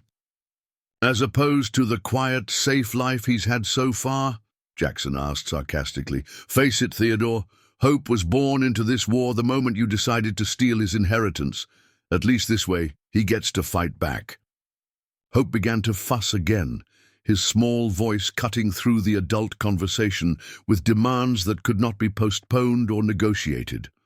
Jackson looked down at the baby, seeing in those dark eyes a strength that had already survived abandonment, gunfights, and the scheming of adults who measured his worth in dollars and political advantage. What do you think, little one? Jackson asked softly. You want to grow up safe and bored in some government facility, or do you want to help your mama put bad men in jail? Hope's response was to grasp Jackson's finger with surprising strength, holding on as if he understood that his entire future hung in the balance of adult decisions being made around him. Margaret stepped forward, her hands extended toward her. Son, may I hold him? Please. Jackson looked into her eyes, searching for signs of the calculating manipulator who had orchestrated this entire confrontation. Instead, he saw only a mother who had made terrible choices in service of what she believed was right, and who was now facing the possibility of redemption through love instead of revenge. He placed Hope in Margaret's arms, watching as the baby immediately relaxed against his mother's chest. Margaret began to cry again, but this time her tears spoke of relief rather than regret. Hello, my beautiful boy, she whispered against Hope's wispy hair. Mama's sorry she left you. Mama's going to do better. Marshal Crenshaw cleared his throat. Diplomatically, Mrs. Blackwood, if you're serious about this proposal, I'll need to discuss it with my superiors in Denver. The federal government is always interested in expanding our investigative capabilities, especially in territories where local law enforcement has been compromised. "And Theodore?" Margaret asked, not taking her eyes off Hope's face. "Theodore will hang for the murders we can prove," Crenshaw replied grimly. "The financial crimes will take longer to unravel, but with your testimony and documentation, we should be able to recover most of what he stole from the trust." Theodore's shoulders slumped in defeat, the fight finally going out of him as he realized his schemes had collapsed completely. 30 years of building an empire, and it ends with me in federal custody while my grandson becomes a government agent. There's irony in that somewhere. There's justice in it, Margaret corrected, holding Hope closer. Something you never understood. Jackson stepped back from the family reunion, feeling suddenly like an intruder in a moment that belonged to mother and child. His own role in this drama was ending. His purpose as protector no longer needed, now that Hope was safely in his mother's arms. But as he turned to walk away, Margaret's voice stopped him. "Mr. Ridge. Jackson." She looked up from Hope's peaceful face. "I know I have no right to ask anything more of you, but would you consider coming with us? Hope will need someone he can trust completely, someone who proved willing to die for him before he even knew his name. I can't think of anyone better qualified to help raise a child who will spend his life fighting corruption." Jackson looked at the woman holding the baby he had protected, the federal marshals with their questionable loyalties, and the burning ruins of his 20 years of solitude. Then he looked at Hope, whose dark eyes seemed to hold a question that only Jackson could answer. The mountain had been his sanctuary, but it had never been his home. Home, Jackson realized, was wherever someone needed protecting from the kinds of people who measured human worth in gold and power. "I reckon," Jackson said slowly, "that baby could use someone to teach him how to read mountain weather and set a proper trap. Skills like that come in handy when you're hunting the kind of predators that wear suits and hide behind badges." Margaret smiled through her tears. "Is that a yes?" Jackson looked up at the peaks that had sheltered him for 20 years, then down at the baby who had brought the world crashing back into his careful isolation. Hope was watching him with those dark, intelligent eyes, as if waiting for an answer to a question the infant couldn't yet ask. "That's a yes," Jackson said, "but I've got conditions." "Name them." "We do this right. No more abandoning the boy for the greater good. No more putting schemes ahead of his well-being. And if this life gets too dangerous for him, we find him someplace safe to grow up, even if it means walking away from your war against corruption." Margaret nodded solemnly. "Agreed. Anything else?" Jackson looked around the clearing one more time, memorizing the place where his old life had ended and something new had begun. "Yeah, we start by getting this baby somewhere warm and getting him a proper meal. Everything else can wait until Hope is safe." As if in agreement, Hope made a soft sound of contentment in his mother's arms, and for the first time since Jackson had found him crying in that abandoned wagon, the future seemed to hold more promise than threat. 5 years had passed since the night Jackson Ridge's cabin burned on the Colorado mountainside, and the man who had once chosen solitude over civilization now found himself in the bustling territorial capital of Denver, watching an 8-year-old boy demonstrate the proper way to track a suspect through crowded city streets. "Remember Uncle Jackson?" Hope Blackwood said seriously, his dark eyes scanning the busy sidewalk with the intensity of a seasoned investigator. "Mama says bad men always look over their shoulders too much. They can't help themselves." Jackson smiled at the boy's earnest concentration.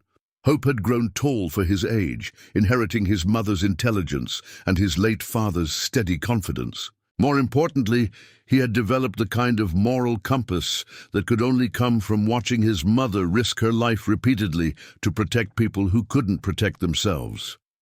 "That's right, son. Your mama's taught you well." Jackson adjusted his coat, noting how strange it still felt to wear the clean, pressed clothing befitting a federal deputy rather than the rough wool and leather of a mountain hermit. But remember what I taught you about city tracking being different from mountain tracking. In the mountains, you follow what people leave behind, Hope recited. In the city, you follow what they're trying not to leave behind. Margaret Blackwood emerged from the federal courthouse across the street, her testimony in the Morrison mining fraud case having concluded for the day. At 32, she had grown into her role as the territory's most effective undercover investigator, her beauty now tempered by the kind of confidence that came from facing down corruption in its most dangerous forms. She crossed to where Jackson and Hope waited, her face lighting up with the genuine warmth that had replaced the calculating coldness of her earlier years. How did the surveillance lesson go? Hope spotted 3 pickpockets, 2 confident men, and what I'm pretty sure was a hired killer checking out the judge's routine, Jackson reported. Kids have better eyes than most grown deputies. Margaret's expression darkened at the mention of a potential assassin. The Morrison brothers have connections reaching all the way to Washington. Judge Patterson knew there would be risks when he agreed to hear this case. Should we warn him? Hope asked, his young face serious with concern for a man he had never met but understood to be fighting the same battles as his family. Already done, Margaret assured him. Marshal Crenshaw has assigned additional security, and the judge has been moved to secure quarters until the trial concludes. The Morrison case represented the kind of complex, multi-generational corruption that had become Margaret's specialty. 3 brothers who had built a mining empire through fraudulent claims, bribed officials, and the systematic murder of competitors. The kind of men who had once seemed untouchable, but now found themselves facing federal charges thanks to evidence gathered by a woman and child who could move through their world without triggering suspicion. Jackson watched Hope absorb this information with the matter-of-fact acceptance of a child who had grown up understanding that justice often required good people to put themselves in danger. It was a heavy burden for someone so young, but Hope bore it with a maturity that constantly amazed the adults around him. "Are we going back to the hotel tonight?" Hope asked. "Or do you need me to be your nephew again for another surveillance operation?" Margaret laughed, ruffling the boy's dark hair. "Tonight we're just a family having dinner together.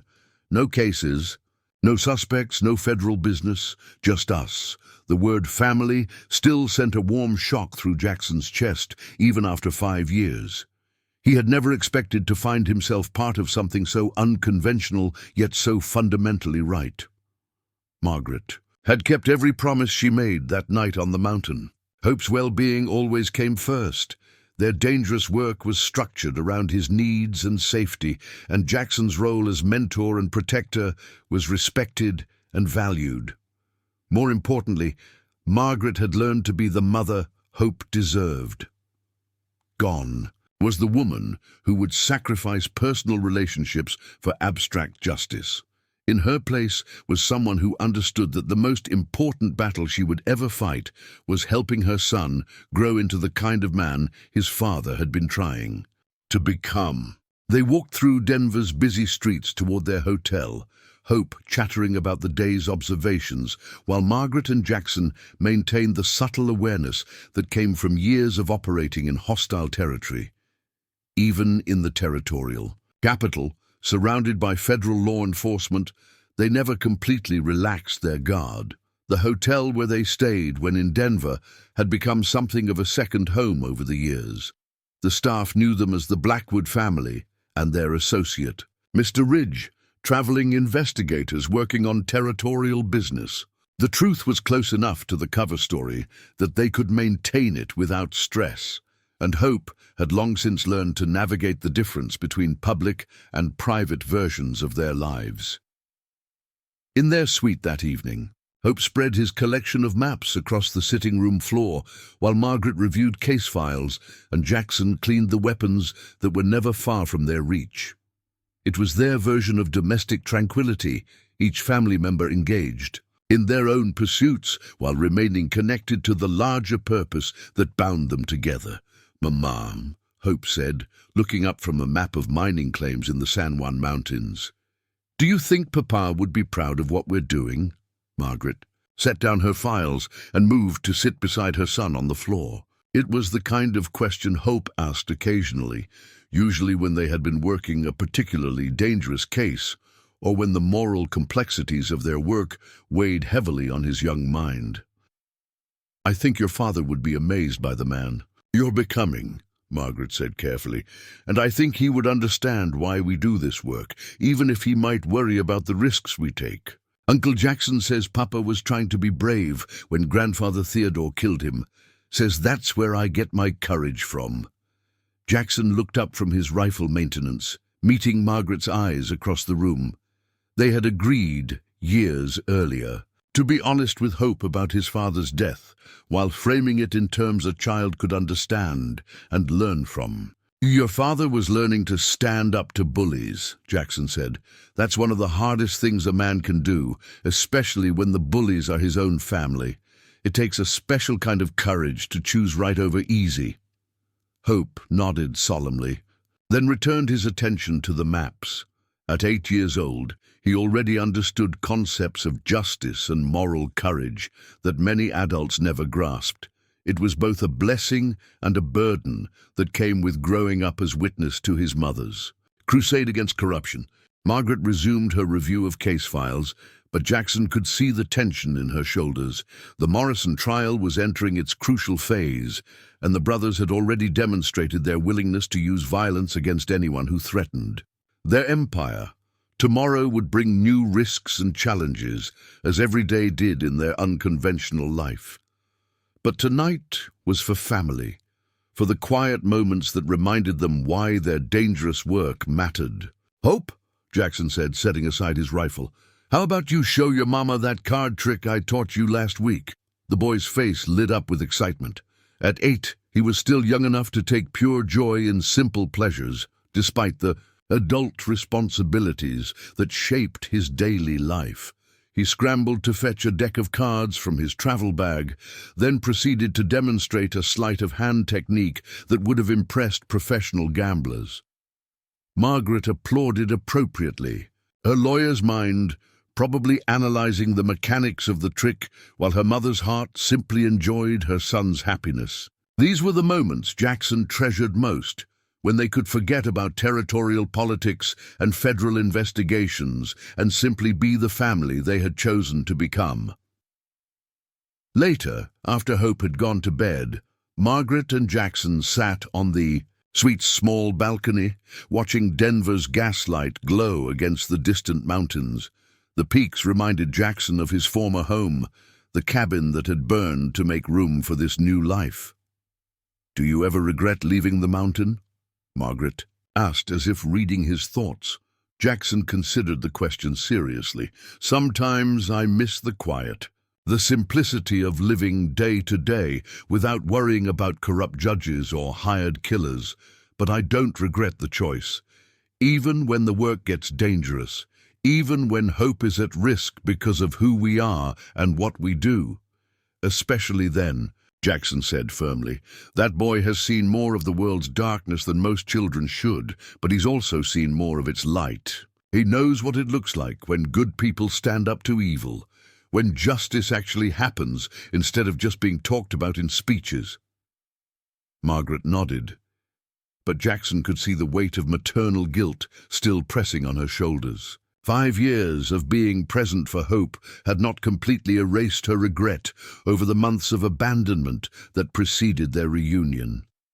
"He's going to be fine, Margaret," Jackson said gently. "Better than fine.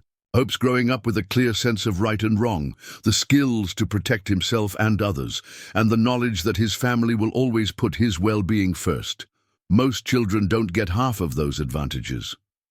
"Most children don't need them," Margaret replied. "Most children get to grow up worried about schoolwork and playground bullies, not federal cases and assassination attempts. Most children also don't get to grow up making a real difference in the world. Hope's already helped us put 12 corrupt officials in prison, recover stolen money that was returned to the families who needed it, and expose crimes that would have continued for decades without intervention. Margaret smiled despite her concerns. When you put it that way, it sounds almost noble. It is noble. What we do, what Hope is learning to do, it matters in ways that most work doesn't. We're not just making money or building careers. We're making the territory a safer, more honest place for families like the one Hope deserves to have.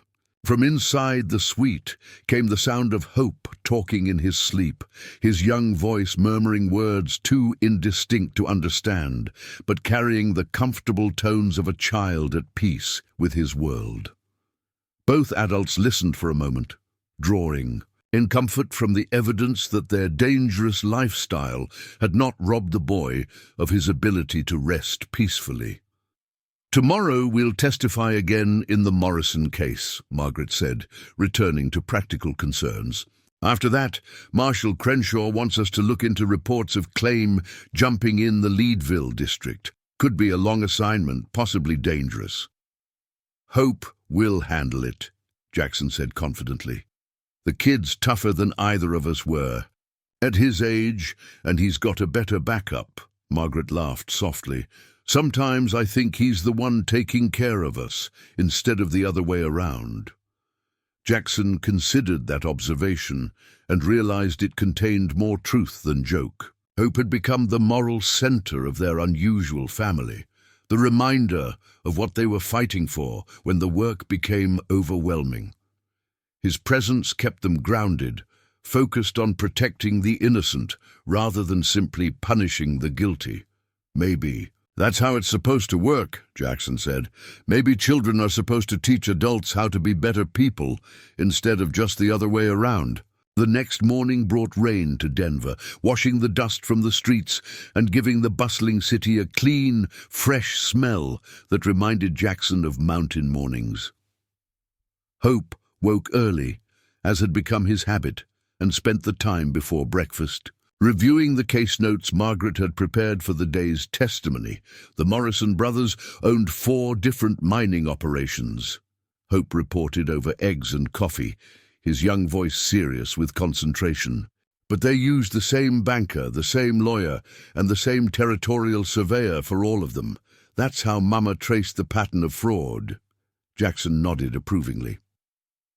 At 8 years old, Hope already understood investigative techniques that eluded many professional law enforcement officers.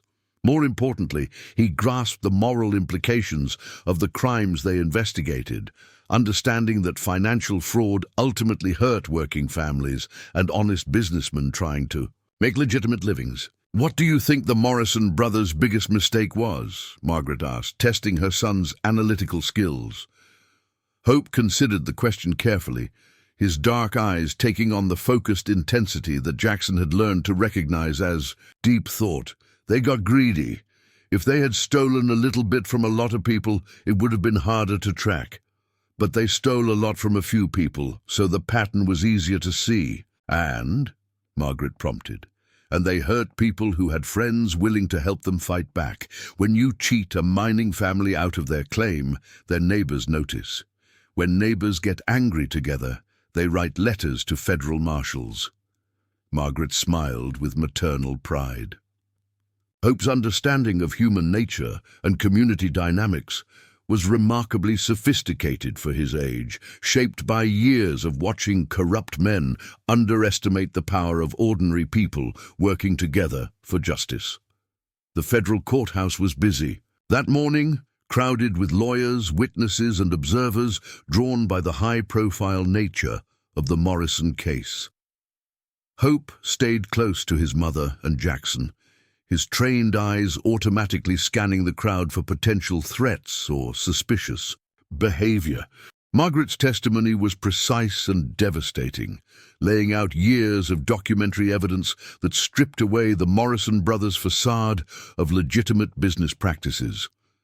Jackson watched the defendants' faces as their crimes were methodically exposed, seeing the moment when they realized their wealth and connections could not protect them from federal justice. Hope sat quietly in the gallery, taking notes in the cipher Jackson had taught him for recording sensitive information. To casual observers, he appeared to be a well-behaved child, amusing himself with scribbles while his mother worked. In reality, he was documenting details that might prove crucial if appeals or related cases arose in the future. When court recessed, for lunch, the Morrison brothers' lead attorney approached Margaret with the kind of smooth confidence that Jackson had learned to distrust immediately. "Mrs. Blackwood," the lawyer said, his voice carrying the cultured accent of eastern cities and expensive schools, "my clients are prepared to discuss a settlement that might avoid the unpleasantness of a lengthy trial." Margaret's expression remained professionally neutral, but Jackson caught the slight tightening around her eyes that indicated she was shifting into full investigator mode. "Mr. Pemberton, your clients are facing federal charges for fraud, conspiracy to commit murder. What exactly are they prepared to discuss?" Pemberton glanced meaningfully at Hope, who was standing close enough to overhear the conversation. "Perhaps we could continue this discussion somewhere more private."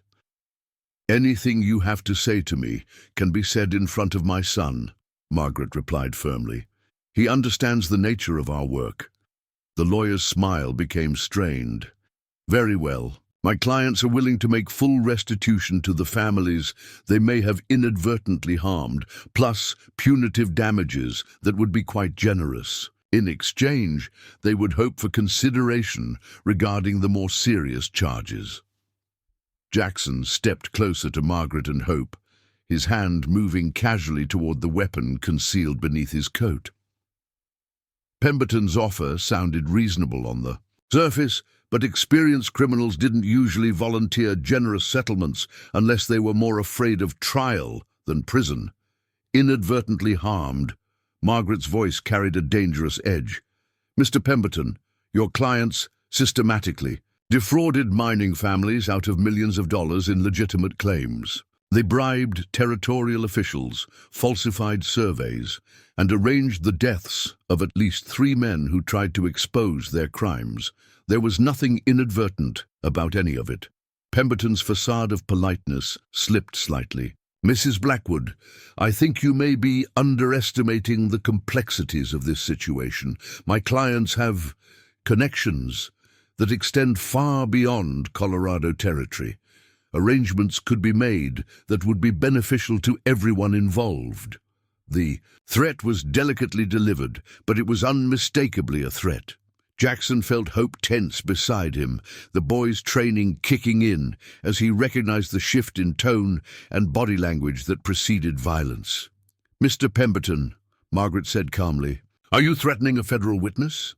"I'm simply pointing out realities that might not be apparent to someone whose experience has been limited to territorial matters," Pemberton replied. "Federal investigations can be complicated by political considerations that transcend local justice concerns." Jackson had heard enough. He stepped forward, positioning himself between Pemberton and Hope while making sure his movement displayed the badge and weapon that marked him as a federal deputy. "I think this conversation is over," Jackson said quietly. "Mrs. Blackwood will be testifying this afternoon as scheduled, and your clients will be facing justice regardless of whatever political connections they think they have." Pemberton studied Jackson with the calculating gaze of a man assessing potential obstacles. "Mr. Ridge, isn't it? The former mountain hermit who's become so devoted to Mrs. Blackwood's cause. I wonder if you've considered what might happen to the boy if this case goes badly for certain powerful interests." The threat against Hope was the final line crossed. Jackson's hand moved to his weapon in one smooth motion, and suddenly Pemberton found himself looking down the barrel of a Colt .45, held by a man whose eyes had gone flat and dangerous. "Mister," Jackson said in a voice that carried 20 years of mountain winters and the promise of violence, "if anything happens to that boy because of your clients or their powerful interests, I will personally hunt down every last one of you and feed you to the crows. Are we clear?" Pemberton stepped back, his face pale with sudden understanding of exactly what kind of man he was dealing with. "There's no need for threats, Mr. Ridge. I was simply trying to have a civilized discussion about legal options." "The discussion is over," Margaret said firmly. "And Mr. Pemberton, if you or your clients make any further attempts to intimidate witnesses or interfere with this trial, I'll ensure that federal marshals are informed of your conversations.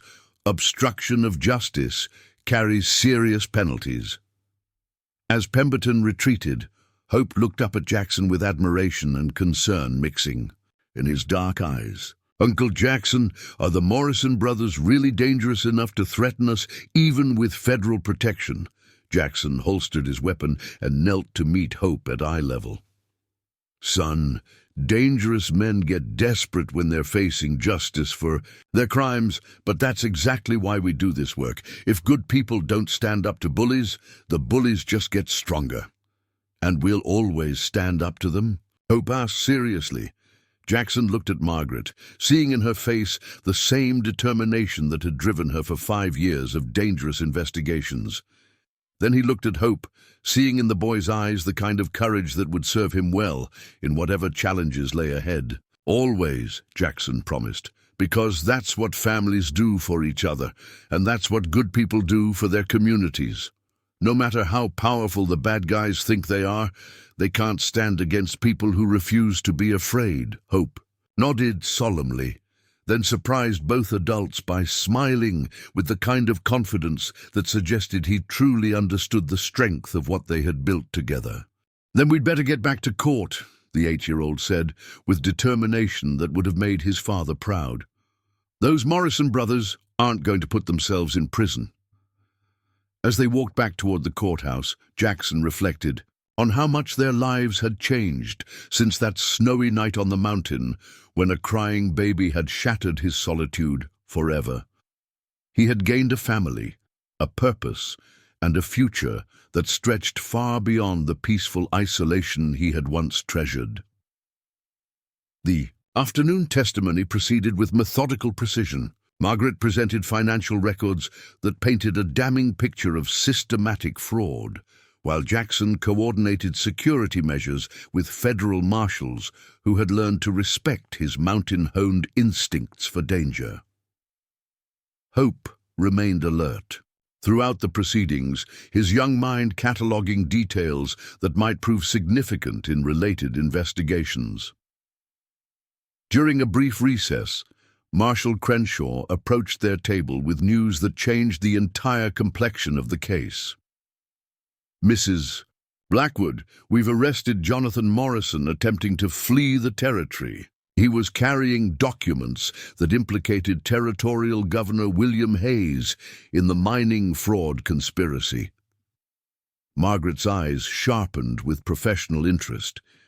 Governor Hayes had been untouchable for years, his political connections reaching all the way to Washington. If the Morrison brothers had been foolish enough to keep records of their transactions with him, it could represent the biggest corruption breakthrough in Colorado history. "What kind of documents?" Margaret asked. "Letters discussing profit sharing, from fraudulent claims, payment schedules for bribed officials, and most damning of all, a discussion about eliminating witnesses who had become problematic." Crenshaw's face was grim. "The governor has been personally involved in ordering murders, Mrs. Blackwood. This case just became a matter of territorial security." Hope looked up from his notebook, understanding immediately what this development meant. If the governor is involved, then all the judges and marshals who work for him might be compromised too. "We can't trust anyone in the local system." Jackson felt a familiar chill of recognition. The corruption they had been fighting was deeper and more extensive than even Margaret had suspected. They were no longer just investigating mining fraud. They had uncovered a criminal conspiracy that reached the highest levels of territorial government. "What are you thinking, Margaret?" Jackson asked quietly. Margaret studied the documents Crenshaw had brought, her analytical mind working through implications and possibilities. I'm thinking we need to expand this investigation beyond anything we've attempted before. If Hayes is dirty, then everything he's touched for the past decade needs to be examined. That could take years, Jackson observed. It could also clean up corruption that's been festering since statehood negotiations began, Margaret replied. Hope deserves to grow up in a territory where justice isn't bought and sold like cattle. Hope closed his notebook and looked directly at his mother with the serious expression that always reminded Jackson how much the boy had inherited from both parents. Mama, if we do this, the bad men are going to try even harder to hurt us. Are you sure we're strong enough to fight all of them? Margaret reached across the table to take her son's hand. Sweetheart, we're not fighting alone. Every honest family that's been cheated by these criminals, every legitimate businessman who's been driven out by corruption, every federal officer who took an oath to uphold justice, they're all fighting with us. But what if they hurt you while you're helping? Other people? What if I lose you like I lost Papa? The question hung in the air like smoke from a funeral pyre. Jackson watched Margaret struggle with the eternal conflict between protecting her child and doing what was right for the broader community. It was the same choice she had faced 5 years earlier on the mountain, but now Hope was old enough to understand the stakes and articulate his fears. Hope, Margaret said carefully, sometimes good people have to take risks to protect other people who can't protect themselves. Your father understood that when he tried to stand up to Grandfather Theodore. I understand it now when I investigate corruption that hurts working families. And if something happens to you, then Uncle Jackson will take care of you and you'll grow up knowing that your mama died fighting for something important. Margaret's voice was steady, but Jackson could see the tears she was holding back. But I promise you, son, I will never take unnecessary risks. Everything I do to make the world safer for children like you. Hope considered this explanation with the gravity of someone far older than his 8 years. Finally, he nodded. Then we fight them all, but we fight them together. Jackson felt his chest tighten with pride and concern in equal measure. Hope was growing into exactly the kind of person his parents had hoped he would become, courageous, principled, and committed to justice. But he was also growing up too fast, forced to confront moral complexities that most children never faced. The trial resumed that afternoon with new urgency. Word of Governor Hayes's involvement had leaked to the press, and the courthouse was surrounded by reporters eager for details about the expanding scandal. Jackson found himself coordinating with additional federal marshals as the security situation became increasingly complex. Margaret's final testimony was devastating in its completeness. She methodically dismantled the Morrison brothers' claims of legitimate business practices, showed how their criminal enterprise connected to territorial officials, and presented evidence that could potentially bring down the most corrupt political machine in Colorado history. When court adjourned for the day, the Morrison brothers were returned to federal custody while their lawyers scrambled to develop new strategies for cases that had suddenly grown far beyond mining fraud. Governor Hayes had already fled the territory, but federal warrants were being issued for his arrest across multiple states. That evening, in their hotel suite, Margaret received a telegram that would determine the direction of their lives for years to come. The message was from the Territorial Attorney General, requesting that she accept a formal appointment as special federal investigator with broad authority to root out corruption throughout Colorado Territory. They're offering me everything I've worked toward, Margaret said, studying the telegram. Full federal backing, unlimited resources, authority to investigate any territorial official regardless of rank or political connections. But, Jackson prompted, hearing the uncertainty in her voice. But it would mean years of dangerous work, constant travel, and living with the knowledge that Hope would be a target for every criminal we investigate. Margaret looked at her son, who was reading quietly in the corner. I swore I would never again put my need for justice ahead of his well-being. Hope looked up from his book, having apparently been listening despite his apparent focus on reading. Mama, how many children in the territory have been hurt by the bad men you investigate? Hundreds, sweetheart, maybe thousands over the years. And if you take this job, you could help protect all of them? Margaret nodded slowly. Hope closed his book and walked over to sit beside his mother on the sofa. Then I think you should take it, but only if Uncle Jackson promises to teach me everything he knows about staying safe in dangerous places. Jackson looked at the 8-year-old boy, who continued to amaze him with his moral clarity and courage. I promise, son. But you understand what this means. Years of traveling, living in different places, always being careful about who we trust. It means helping people who can't help themselves, Hope said simply. It means being the kind of family Papa would have wanted us to be. Margaret gathered Hope into her arms, holding him close while she wrestled with the decision that would shape their future. Jackson watched them together, seeing the love and trust that had grown between mother and son, despite the unconventional nature of their relationship. If we do this, Margaret said finally, we do it as a team. Every decision, every case, every risk we take, we discuss it together and agree together. Hope's safety and well-being come first, always. Always, Jackson agreed. Always, Hope echoed, his young voice carrying the certainty of someone who had never doubted his family's commitment to protecting him. Margaret reached for a pen and began drafting her response to the Territorial Attorney General. As she wrote, Jackson realized that they were embarking on a mission that could take decades to complete. The corruption they fought was deeply rooted, protected by wealth and political power that stretched across multiple territories and states. But they had something their enemies lacked: the unshakable bond of a family united in purpose, the support of honest law enforcement officers throughout the territory, and the knowledge that their cause was just. Most importantly, they had hope, whose very existence represented the possibility of a better future built on integrity rather than corruption. 3 days later, they boarded a train bound for Leadville, where reports of claim jumping and murdered miners awaited investigation. Hope pressed his face to the window, watching Denver's buildings give way to mountain wilderness that reminded Jackson of his former home. Uncle Jackson, Hope said, as the train climbed into the high country, do you think we'll ever go back to your mountain to see where you found me? Jackson considered the question seriously. The cabin was long gone, burned to ash that had blown away on 5 years of mountain winds.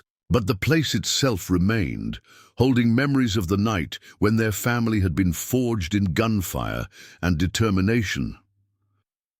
Someday, Jackson promised, when this work is finished and you're old enough to understand everything that happened there, we'll go back together. I'll show you the exact spot where I first heard you crying, and you can see the place where your mama chose to be a real mother instead of just a crusader for justice. Hope smiled at the prospect, then returned his attention to the mountain. Scenery passing outside the train window. Margaret was already reviewing files for the Leadville investigation, her mind focused on the challenges ahead. Jackson settled back in his seat, watching the peaks that had once been his entire world roll past in the distance. The mountain had taught him solitude, patience, and the skills needed to survive in hostile territory.